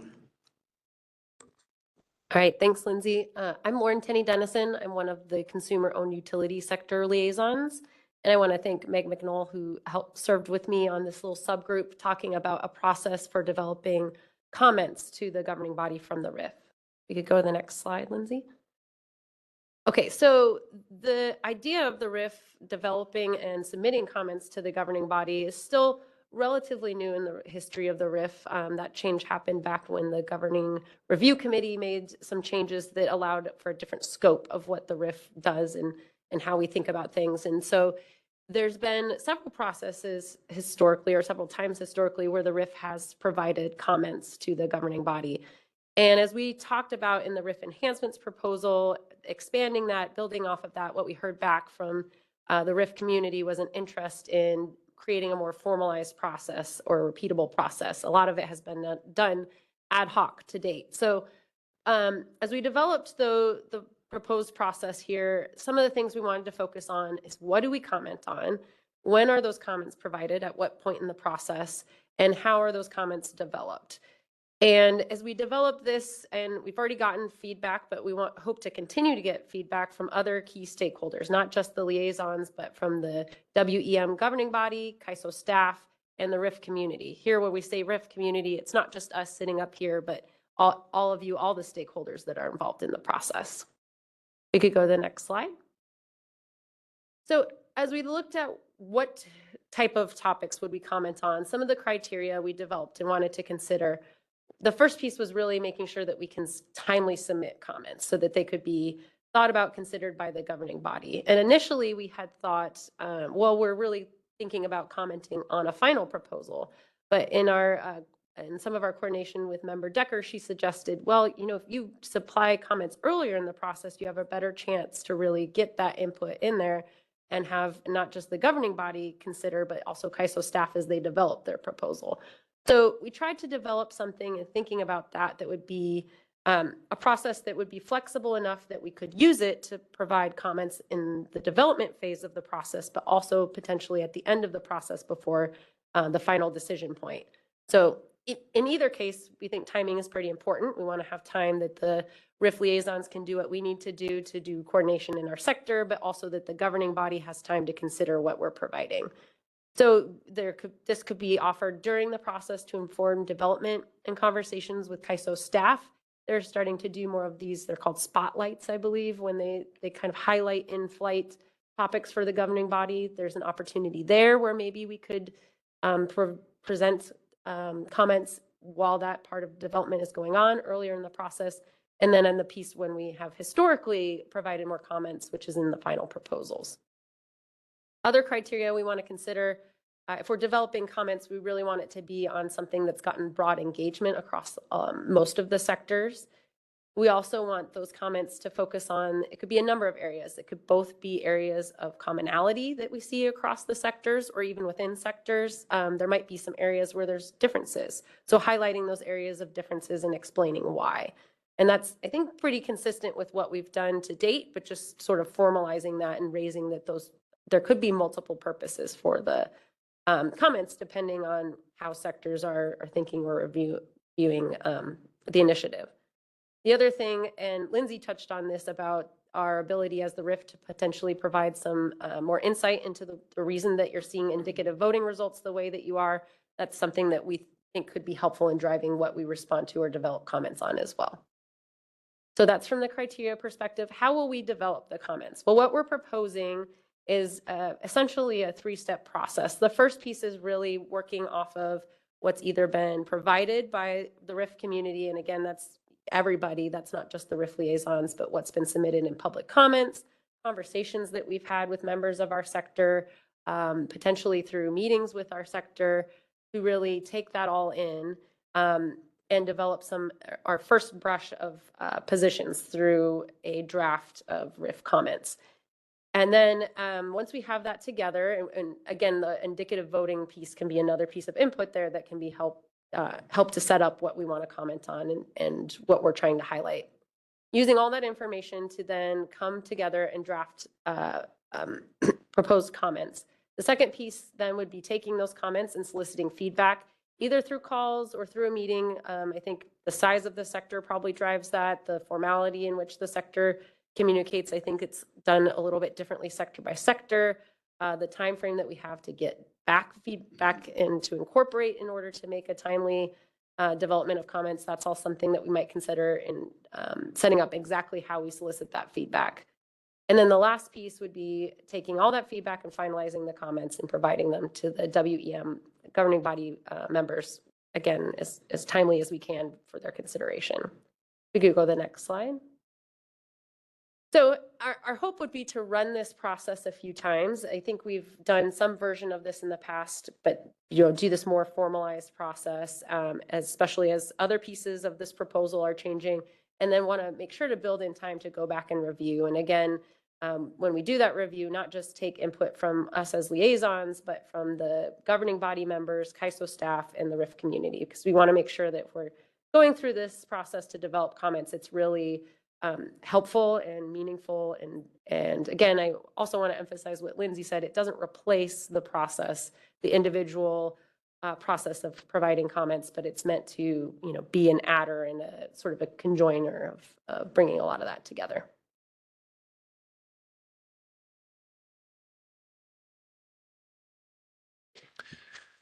So one of the areas that the RIF was focused on in this RIF enhancements was the transition to the stakeholder representative committee.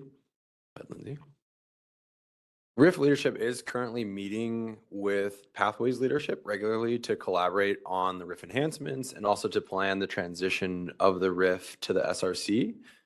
At this point, the plan is to hold off transitioning until the regional organization for Western Energy is stood up, which means that the transition will likely be in late 2027 or early 2028. So for now, we're really focusing our attention on implementing the other RIF enhancements that we've previously discussed.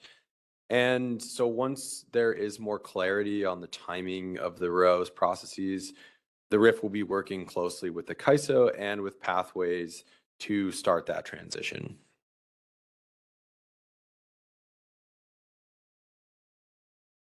All right. So in closing, I just wanted to say thank you to all of the stakeholders who submitted comments throughout this process. We have received quite a few comments. We definitely tried to incorporate all of the feedback that we received in our draft final proposal in December. And as you can see, we've been working to develop these final proposals and are now working to begin implementation. I do want to note that we do not plan on issuing a report or kind of a paper, I guess a final paper on this, just because one of the themes or the common reoccurring comments was to kind of spare the liaisons on some of the workload. So we're not going to issue a report for this. The slides will serve as the final proposal here. We're not going to take any more stakeholder written comments, but you can still reach out to us if you have feedback throughout this process. But we are really going to begin implementation of this effort and try to pilot some of these programs that we've laid out here today. And with that, I'd like to open it up to comments or questions if you have them. I guess, Ryan, could you inform them of how they can raise their hand online? Sure. To enter the question queue, click the WebEx raise hand icon located in the lower right corner of the participant panel. For those not logged into WebEx and are just dialed in on the phone, dial *3 to enter the queue. You'll hear a beep tone when you're unmuted. At that time, please state your name, organization, and question.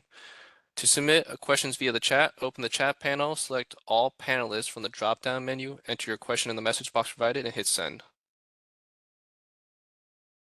Thank you. And are there any questions or comments in the room? It looks like we do have one. Yeah, just a question on the sector sponsor proposal. And I understand we don't immediately have a pilot in mind, but how would you envision the selection of the sponsor working? What if you have multiple sector representatives from different sectors that each want to sponsor? Who decides? Yeah, thank you for the question. So yeah, this is an area where we discussed a lot and honestly didn't come to any like clear process for it because it almost felt like there needed to be some sort of flexibility while we figure out some process in the future for selecting sponsors. But I could say generally, I think it'll just be kind of a conversation between each liaison and anyone interested in their sector, and then liaisons will come back together to select a group of sponsors. And of course, we'll work closely with the CAISO to figure out what's the right number of sponsors. All we kind of committed to basically is that we wanted more than one from different sectors to get differing perspectives, but we don't know whether that's 3 sponsors or 4 sponsors. So we left it kind of open to as an area where we didn't really have any clear path on how to do it best.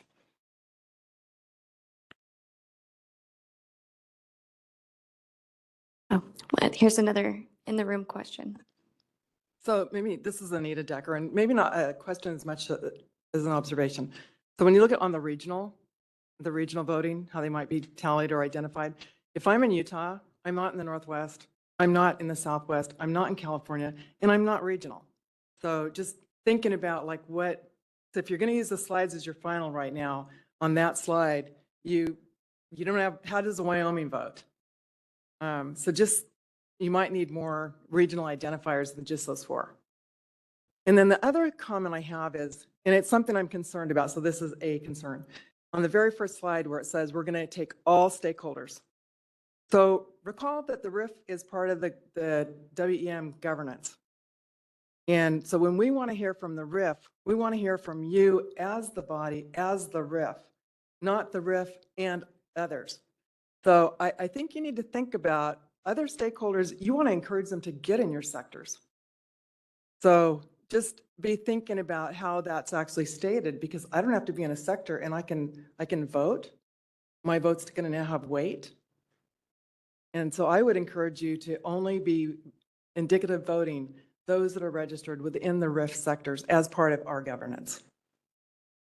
Thank you. Thank you. Thank you for the feedback. I do agree with you. I mean, we would absolutely prefer to have everybody in our sectors. One of the reasons actually why we wanted to include the other category is in case, say, a commission wanted to comment so that they could be included in another category. Maybe we don't necessarily, maybe we just report the tally out to indicate the vote, but I don't know. We're trying to figure out how to kind of handle that, but it was something that came up. I think it was with the catalog comments, the catalog and roadmap process comments. So that was just something that we would like to, I don't know. You might think about it, because commissions, that's a really good point. The commission staff or commissioners or even bosser. I mean, bosser weighs in on comments. And so those might need to come through the bosser. Yeah, Member Decker, I think the original intention was you had to be registered with a sector to vote. But then we ran into the issue that Lindsay and you just brought up to say that's probably too restrictive. So the slide specifically said you need to be a stakeholder and represented by a sector, which is why you can self-identify what that a sector is, much like everyone involved in the RIF process already self-identifies. So it will classify individual members under their sectors, and then this information will be tallied by sector. So you get an idea of how the sector, but we wanted to leave that separate classification for other entities to be sure they weren't excluded.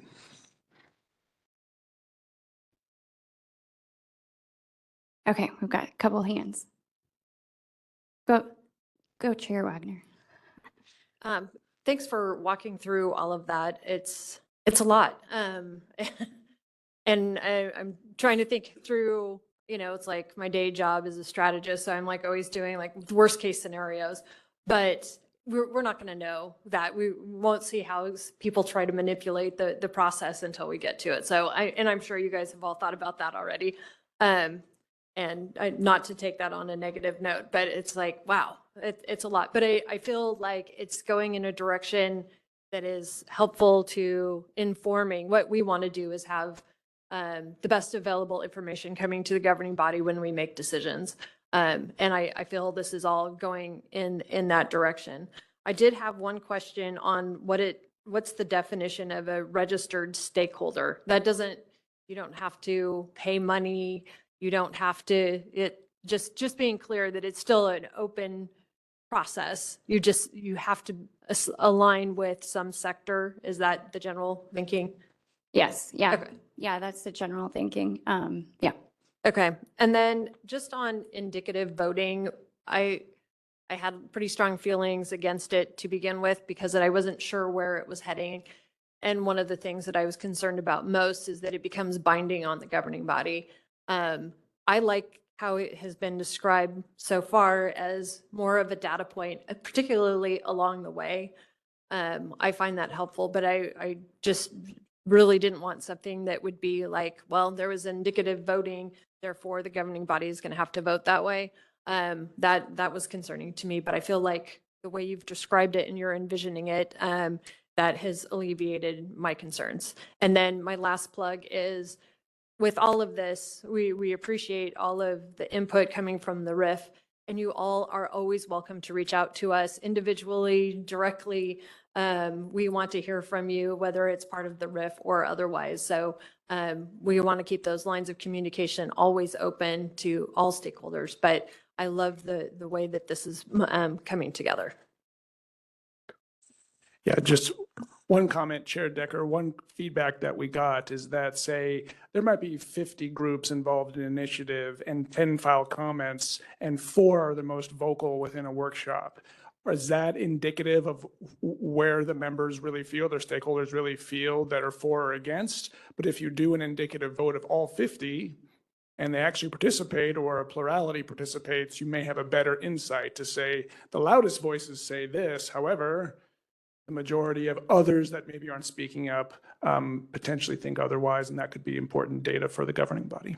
Yeah, so Scott, I would only say in the presentation, someone said some sectors are larger than others.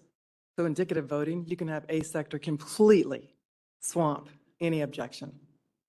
Speaking as the IPP sector that has the largest, what are you trying to say? No, this is why we're going to lump them together so that we won't be saying, here's 50 votes and here's how the 50 voted. It will be clear.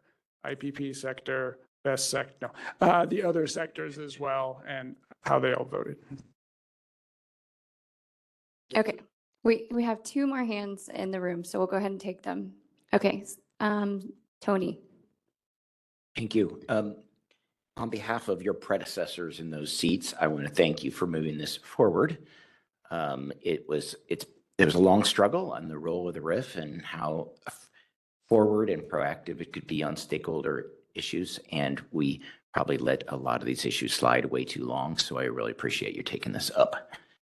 Second, I think we all need to give them a little bit of leeway as they're working through this. I mean, if you guys have multiple sponsors jumping up and down on a particular issue, we should all be thankful for that. I doubt that's going to happen.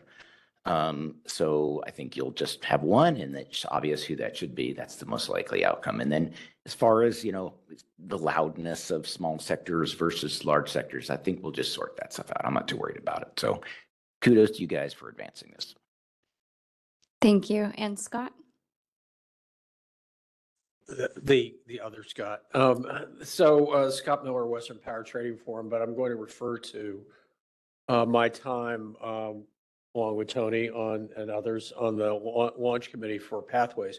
This was a significant issue in terms of stakeholder involvement and evolution for this new regional market that we're hoping to create, and the independence of it that we were trying to emphasize. But I wanted to go to your concern.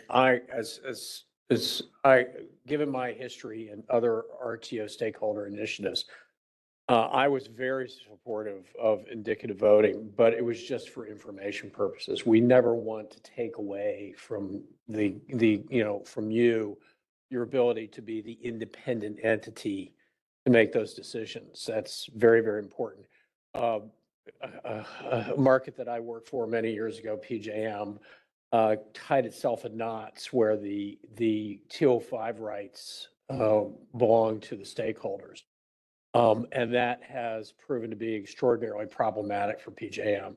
And as we get bigger and more diverse, we're just trying to give you information without trying to kneecap you. Oh, one more. Okay.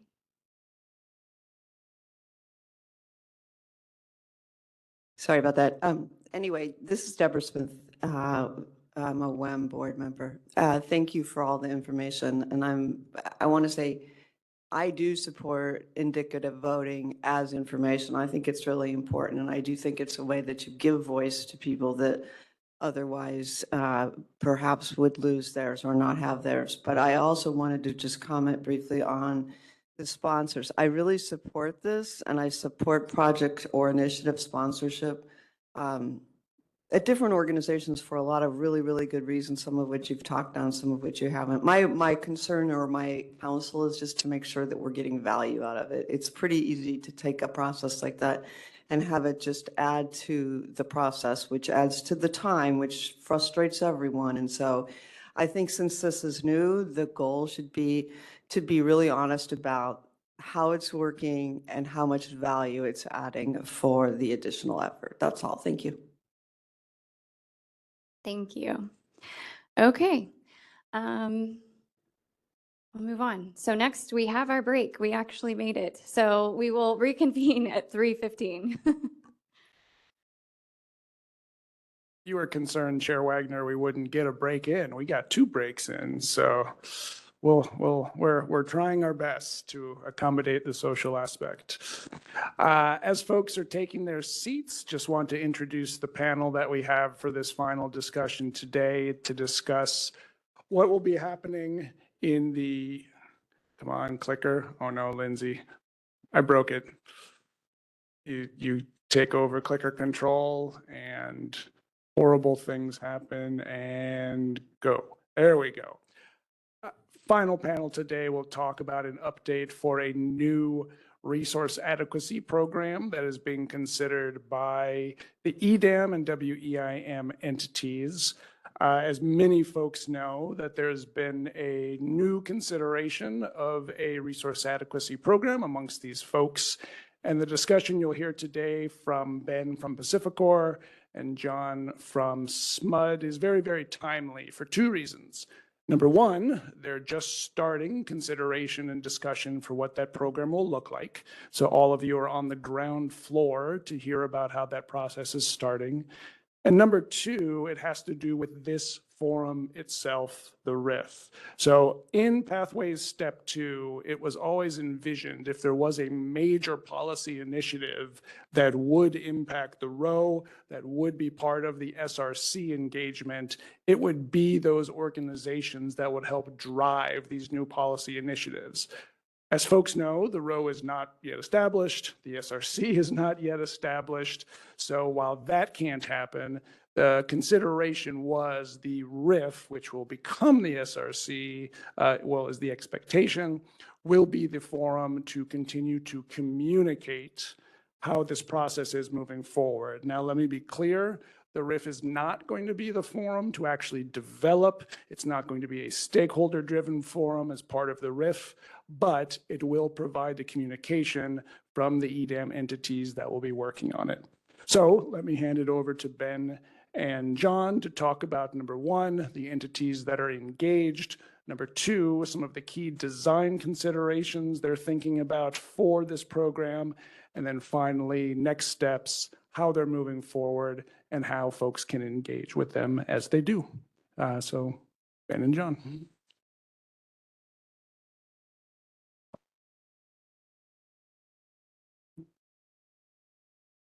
All right. Good afternoon, everyone. My name is Ben Falkenberry. I work for Pacificor. I've been the company's point of contact for regional RA initiatives for the past couple years. I have the pleasure of being joined by John Olson from SMUD this afternoon. Going to give you an update on conversations that have been taking place around resource adequacy within the WEIM footprint. And so quick look at our agenda. Who's been talking? How did this get started? What do we think could be achieved? What's been on our mind as we've been having discussions? Where do things stand right now? And what are the next steps?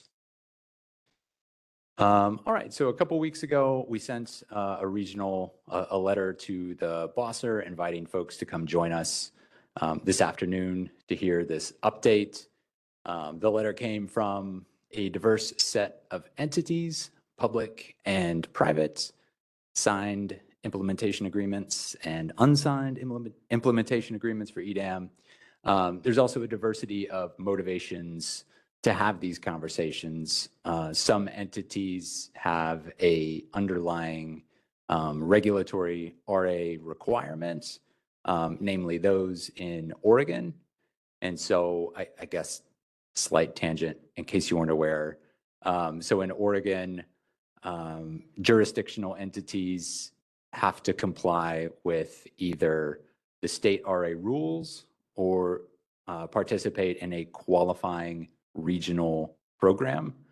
And so this could conceivably be a qualifying regional program if it gets legs under it down the road. So that's just one potential motivator amongst this group. And I'll let John speak a little bit more robustly about his organization's motivation for being in these conversations. I do want to make it abundantly clear that this is a self-organized group. From the very beginning, the conversation started amongst these entities. CAISO has been in the room with us, but wearing a different hat. They've been in more of a technical consultative role as we contemplate how we can leverage market participation to kind of meet requirements of a RA program. And they've also lended some of their RA SMEs, kind of as we've contemplated design decisions, having an SME right there to kind of give you immediate feedback on potential, downstream effects. If you, try and put your finger on one variable, how that could affect other things. It really helps keep the conversation on track. So abundantly clear, this is our thing. Okay, so I'll tell you a little bit of a story here. So I want to say it was around a year ago, maybe a little bit longer.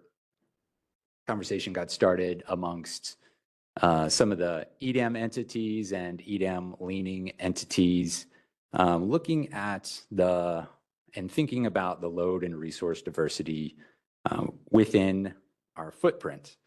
Load, resources, and time zone diversity, I should say. And thinking about a potential RA footprint that could span from the Pacific Northwest to the Upper Rockies, down to New Mexico, and back over to Southern California, not to forget Northern California. And so in the interest of doing due diligence on behalf of our customers, we started having conversations about funding a study to take a look at this. And just to let us know, is there a there in our footprint? And so we commissioned the study, came out last fall. And at that time, the pathways legislation was still in motion. There was some uncertainty. We got the results back and they indicated, yes, there's potential real load and resource diversity savings within the non-CAISO EDAM footprint, or I should be careful to say a potential non-CAISO EDAM footprint. And by that time, the Pathways Bill had crossed the finish line. And so we started to get a clearer picture of kind of what this could be holistically. And so around that time, last fall, in conversation amongst some of the EDAM entities, we said, hey, let's start meeting more regularly with a little bit more formality to talk about some design elements of a regional RA program that we could all either agree on, ideally, or at least live with. And what we're going to do is intentionally leave plenty of space for regional input and stakeholder input. Our intention was never to come out of the door with a fully baked, fully designed program that gets kind of, well, everyone just has to live with because we already decided everything. No, plenty of room for input. And so our mission then has been to come out the gate with a draft design document, which is something that we're aiming to have for you all to review next month. Let me keep moving. And so I'll turn it over now to John to speak a little bit more in depth about SMUD's motivation for being part of these conversations and some potential value that we think could be had through this effort. Thanks, Ben. And as you look at this list of objectives that the group has kind of decided are core kind of thoughts that you'd like to keep together: enhanced system reliability, transparency and accountability, alignment of market and RA frameworks, customer value and voluntary offering. These were really quite simple things to be able to agree to. And this might be a little bit of, apple pie and Chevrolet, but at the same time, this is something that we kind of, came together and said, these things are important. And if you think about the origins of this, what EIM has done for the West in unleashing some of those diversity or unleashing the value in the West or that diversity in the West, and then contemplating what EDAM is going to be able to do from a day-ahead market when you put transmission into the mix. It's really easy to try to link that up to the idea of how do you then going from the planning horizon all the way through that market period. One observation that I had was when I first started in the business in the East, there was a number of diversity agreements that were amongst people who were, or entities that were peaking in the winter and other entities that were peaking in the summer. And those were really good tools that you used both from a planning period all the way through that operational period. And it wasn't lost on me as I came into the West was, I mean, there just doesn't seem to be many diversity agreements. This is a diversity agreement. This is kind of that thing that takes place of those diversity agreements. And it really unleashes, as Ben said earlier, north to south, east to west, time zone, differential in fuel types. It really has a value. And once we found there was a there in some just initial kind of looking at the diversity, now it's about trying to figure out how do you programize that or programmatically, attack that and get something that everybody can buy into. SMUD specifically that I'll touch on for a second, it's as you start looking at the idea of decarbonization and reliability, at the end of the day, reliability is kind of an inelastic component in all of the conversations, right? Everybody expects the same reliability tomorrow that they had last week, regardless of the resource mix. So reliability kind of has to stay up there.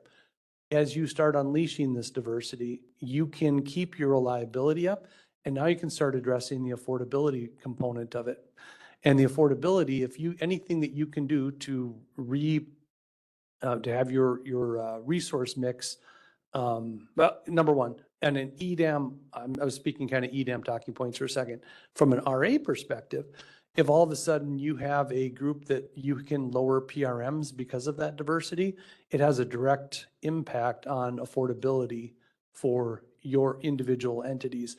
So it's really a win-win-win all the way around conversation when you're talking about facing the transformation of the grid with an eye to reliability and affordability. And then the last thing I'll say is the voluntary offering is really the fail-safe in this whole thing, right? If all of a sudden this program doesn't work, you can always take yourself out. So from that perspective, it's really the best intentions and best efforts of everybody coming together.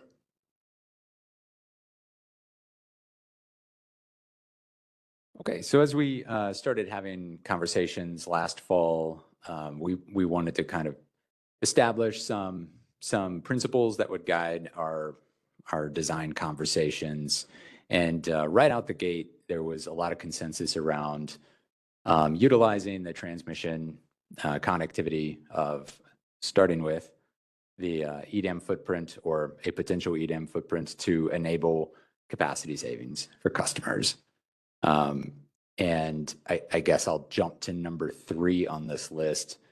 Side by side with that was to utilize market dispatch to realize that diversity, right? That the operationalization would, at the end of the day, be handled by market dispatch, so that the whole breadth and depth of the regional footprint could ensure that entities received megawatts when they needed them most. Also, along the way, we did not want to start creating requirements that was belt and suspenders and another belt and another pair of suspenders, creating a large administrative burden that could potentially create duplicative data flows or work streams, or would require significant more staffing, all of which would ultimately have to be borne by our customers. We wanted, kind of to that second bullet point, I guess, to the highest degree possible, leverage existing data flows, leverage our market participation to provide kind of that data verification, to kind of instill that trust that when an entity says they're bringing this resource, well, hey, this resource has been in the market. you can see how it's operated. So when I say it's worth 500 megawatts, look back at the market data, it's worth 500 megawatts, right? Kind of keeps us all honest. That's just one kind of particular idea. And then lastly on this list, obviously an RA program is going to need to have common capacity counting standards to keep us all on the same playing field. And then we also thought it was important for the program to have mechanisms to incent participants to be compliant, not just have kind of a paper-only program, but something that helps get the region resource adequate if it's not, and stay resource adequate if it is. And then to shed some light on discussions that have happened so far, these are topics that any organization, individually or any group, would have when contemplating RA program design, right? What LOLE metric do you want to aim for, right? How do you want to count different resource types? How do you want to forecast load? When should the program be binding and when should it not? What do we need to see to instill trust in each other's kind of showings? What kind of transmission requirements should exist? What are our cure options if there's a deficiency? How do we coordinate this with the market? And then also, how do we kind of make good on kind of that transparency that the region is asking for, not just our regulators, but also our executives, just to give as much transparency as possible. How do we enable that in a way that gets the group comfortable? So really, I don't think there's any huge surprises here. Go ahead, John. No, I'll add one thing. Thanks, Ben. I'll add one quick thing. And I think it kind of in the group initially, it became a realization probably about halfway through that for this to be really effective is, how do you pull this all the way from that planning period into that operational period? Because a lot of times folks or entities will say, okay, I'm in this planning, idea of, maybe it's a year out or something, and you're kind of trying to figure out that puzzle. And then all of a sudden you turn it over to the day ahead folks, and they're really trying to figure out tomorrow. And then obviously in real time, what EIM is doing. And so what was important as we started having some of these conversations is the continuity between the planning regime all the way into that operational window. And I think that as we discussed it, and this is what the stakeholder process is for, and hopefully you'll see that. But in the stakeholder process, as you start providing feedback, I think one of the things you'll see is that ability to pull it all the way through that operational window is quite important. And it continues, we feel that if effectively implemented, that you'll be able to continue to enjoy that diversity all the way through into that operational horizon. Yeah, that's a great note. And so just to give you an idea, so as mentioned, coming next month, there'll be an initial design document release. When you read it, it is going to be incomplete. We intentionally are leaving room for you to engage in the stakeholder process, which is slated to occur later this spring and over the course of the summer, sponsored by the EDAM sector, right? Again, we're open to additional sector participation through this. And again, we're hoping to elicit feedback along the way. And after a couple of rounds of stakeholdering, we hope to arrive at we aim to arrive at a revised design document this fall. And after that has been set in place, the vision is to then hand this off to the regional organization for Western Energy to keep running with it and to keep all of us involved. That's all I have.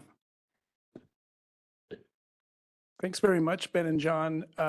As a representative of an organization that is non-committed as to what day-ahead market we'll be going to right now and the current person who's moderating this panel, I'll take the first question. You mentioned quite a bit about diversity agreements, and John, you specifically mentioned about winter peaking, summer peaking that can impact the PRMs that are designed for a program that is designed amongst EDAM entities. Can you talk a little bit more about how you expect the diversity of supply in the West to impact the market design? Being, will there be any sharing potentially of resources to count towards another entity's contribution? Will there be, say, any reserves that are kept to assist? And then I think I know the answer to this question, but this will not impact the resource sufficiency test within the EDAM. It's completely a separate process. So maybe start with that question and then talk a little bit more about the intent of the diversity agreements and how that'll impact the design. Yeah, thanks, Scott. Starting with the RSE, yes, the concept so far, and again, this is nothing is set in stone, has been as said. So the stakeholder process will lead us to the right, to the right answer. But the idea is it takes you right up to the doorstep of EDAM RSE, and then you participate in EDAM as designed. One of the goals was the idea of not to have to make tariff adjustments, if at all possible, to EDAM. So take you right to the step of that and then participate, but unleashing that diversity all the way along. And diversity, these aren't going to be diversity contracts, it's an RA program, but if everybody understands the idea behind diversity contracts, I think it's easy enough to kind of step through time and understand what those are. I don't think we're going to try to limit anything from a conversation. I think that as you get further down the time frame and closer to EIM or to the EDAM RSE test of that day ahead operating hour, I like the idea. I think that the group is open to the idea of some kind of swapping of RSE or potential obligations. There's a lot of detail that has to be worked out with that, but that's just one possible way to be able to keep delivering that shared diversity all the way up until that operating moment. And then I can't remember, your first part was more around resources in the West. Reserve. So I think that basically answered also any reserve sharing. I know I've heard of designs that focus on, in case there's an emergency, any holdbacks or anything like that. Is that being contemplated at this stage? It's contemplated from the perspective of we don't want to limit ourselves. There's no specific plan to it for this version 1.0, but we certainly don't want to limit the idea of someday. So in other words, create some constraint that we non-intentional. So we'd like to keep that as open, but it's certainly not phase one. Great, thank you. Lots of questions. Start with the governing body and BOSR. If governing body or BOSR members have any questions. Anita is looking like she's moving in that. Okay, there we go. So this is Anita Decker. I don't have a question. I just think I'm really going to be watching this effort. I think it's really important. And so some of the comments you made, it's voluntary. There's a group of interested parties. I hope that you're going to bring other parties to the table on this as well. And again, I look forward to what you're doing. So thank you. Chair Wagner. So taking off my chair hat and putting on my former regulator hat, I understand that you guys will be working with some regulators in the West. You need buy-in from regulators in the West. It's clearly, and I think that they would be good sources of feedback into this. Can you describe a little bit how you envision gathering that input? I guess first and foremost, I'll plug the stakeholder process that's coming. I hope that's not too on the nose. So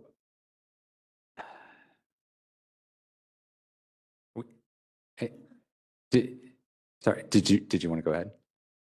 Just BOSR is paying attention to this, and there are regulators in the West that are meeting with Megan Decker, who's here. So this is an area we're interested in, and we do want to engage and have a discussion. I don't think I'm authorized to say beyond that because BOSR hasn't made any decisions, but we definitely are interested and want to work with you. Okay, I appreciate you bailing me out there. Megan Decker, has a comment. Well, I was since about to call you Chair Decker. And Yeah, I had to no, stop no, there's a myself. different Chair Decker in this room. Civilian Decker, will you? Civilian Decker, Yes. Sultan Decker. Thank you very much. No, I'm just very pleased to be able to help the Western Interstate Energy Board engage state voices in the latest emerging market development in the West. And, it's interesting juxtaposition where, this item directly follows a pretty robust discussion of stakeholder process, right? And all the things that go into making it actually robust.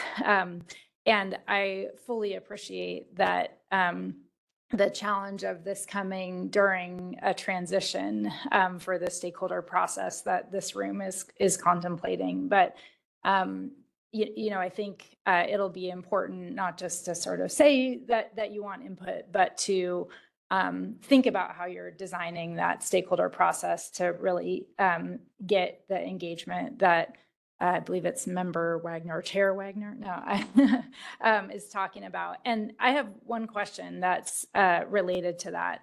And it's this, in the design document that you're talking about releasing in April, is that gonna reflect kind of the agreement that you've reached over these, it sounds like many months of talking about this, or is it gonna show like a diversity of opinions within your group or a range of options for some of the elements that you've laid out in the slides? So I'll say that the design document will mostly be reflective of areas where there has been agreement, or at least folks are okay with what's been decided upon. There will be, we're envisioning having kind of known open items included in the document, so folks don't read a document and are left to, completely come to their own conclusions about what's missing. We do intend to acknowledge that there will be some kind of unsolved or undetailed items.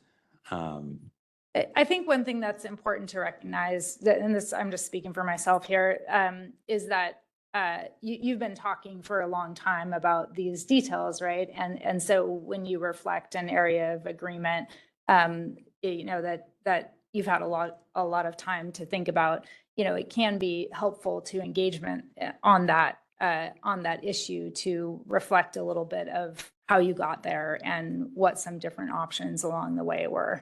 So that it doesn't land as a done deal as much as you're saying it isn't. So then, sorry, so you're saying like maybe a small narrative in some areas would be helpful to the reader to help understand where a certain decision came from. Yeah. And I know there was a question online that asked where this document will be posted and how folks can access it. Has that been decided as of yet? That decision is not final, but it will be communicated. TBD on that one. Scott Miller, I know you had your hand up, so please. So I was appreciative of the fact that you were alluded to the fact that the current plan is that RA is going to be facilitated through market dispatch, and the way that I was internalizing that was one of the problematic aspects of the other RA process was it's what seemed to me to be an over-reliance on bringing firm point to point to the requirements for anything that was shown. It occurs to me that in this footprint, the resource, you want to obviously count something that's, that's realistically deliverable.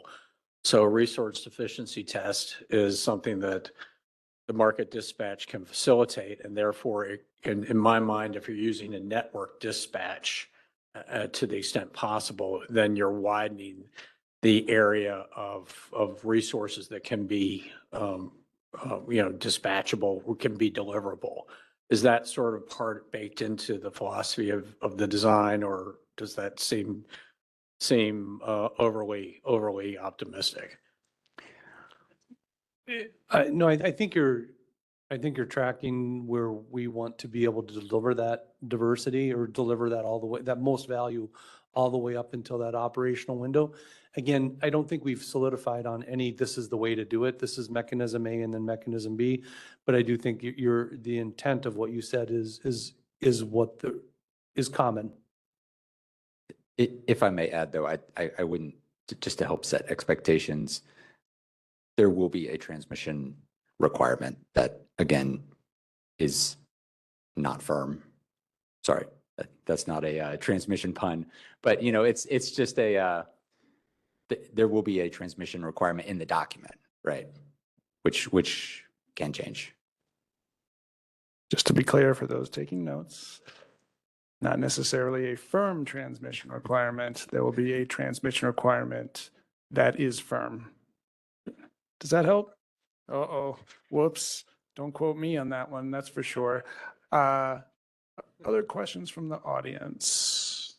Saw a few hands raised.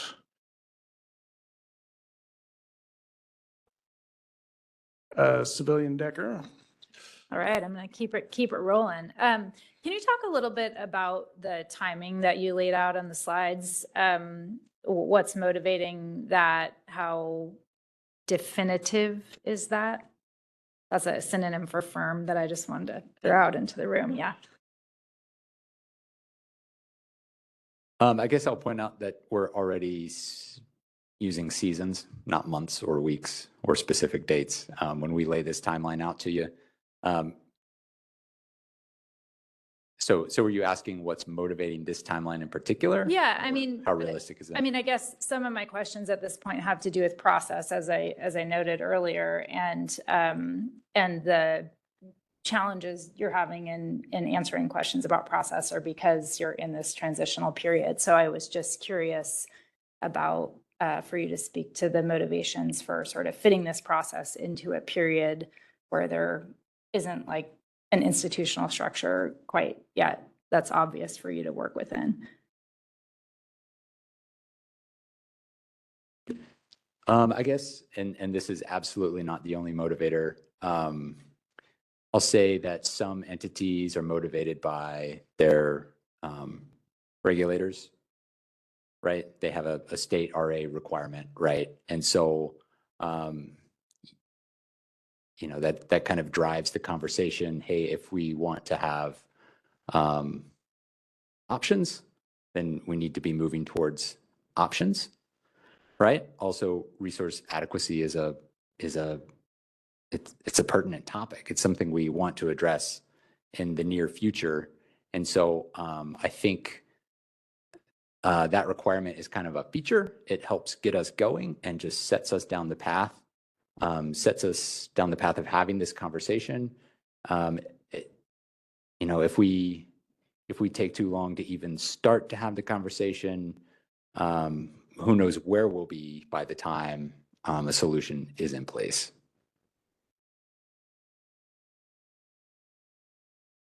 Anything online, Lindsay?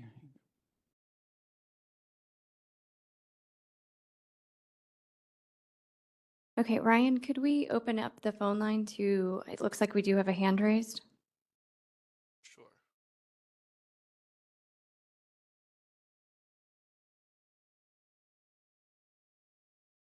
Natalie, please go ahead. Hi there, can you hear me? Yes. Yes. Hi, this is Natalie Gouchard from the CPUC. I wanted to just get clarification, and you may have addressed this earlier. Is there a way for us to be able to see this initial draft design document when it's released? Or, is there a way for us to access that? Yes, it'll be posted publicly. The forum for that has not been finalized, but it will be publicly available for your review. And once we do know that, will be a mass information and trying to get so people know where it's at. Got it. And it sounds like you're still trying to determine whether you will be taking comments from different entities. Is that right? You're still trying to determine that?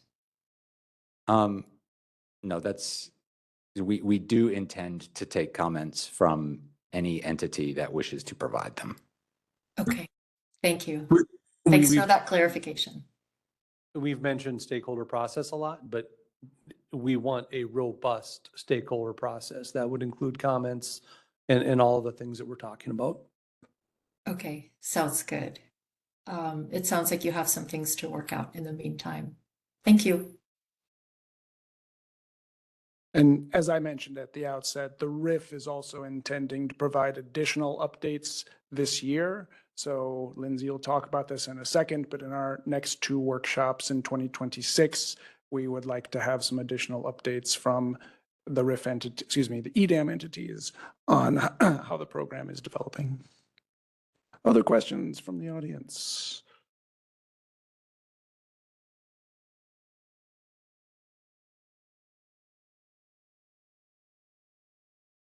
If there is nothing, Lindsay, did you have any other questions you wanted to ask John and Ben? Nope, I do not have any questions. Then let's wrap it up, please. Thank you. All right. Thank you both for providing that update for us. Can you move it to the next slide? Okay.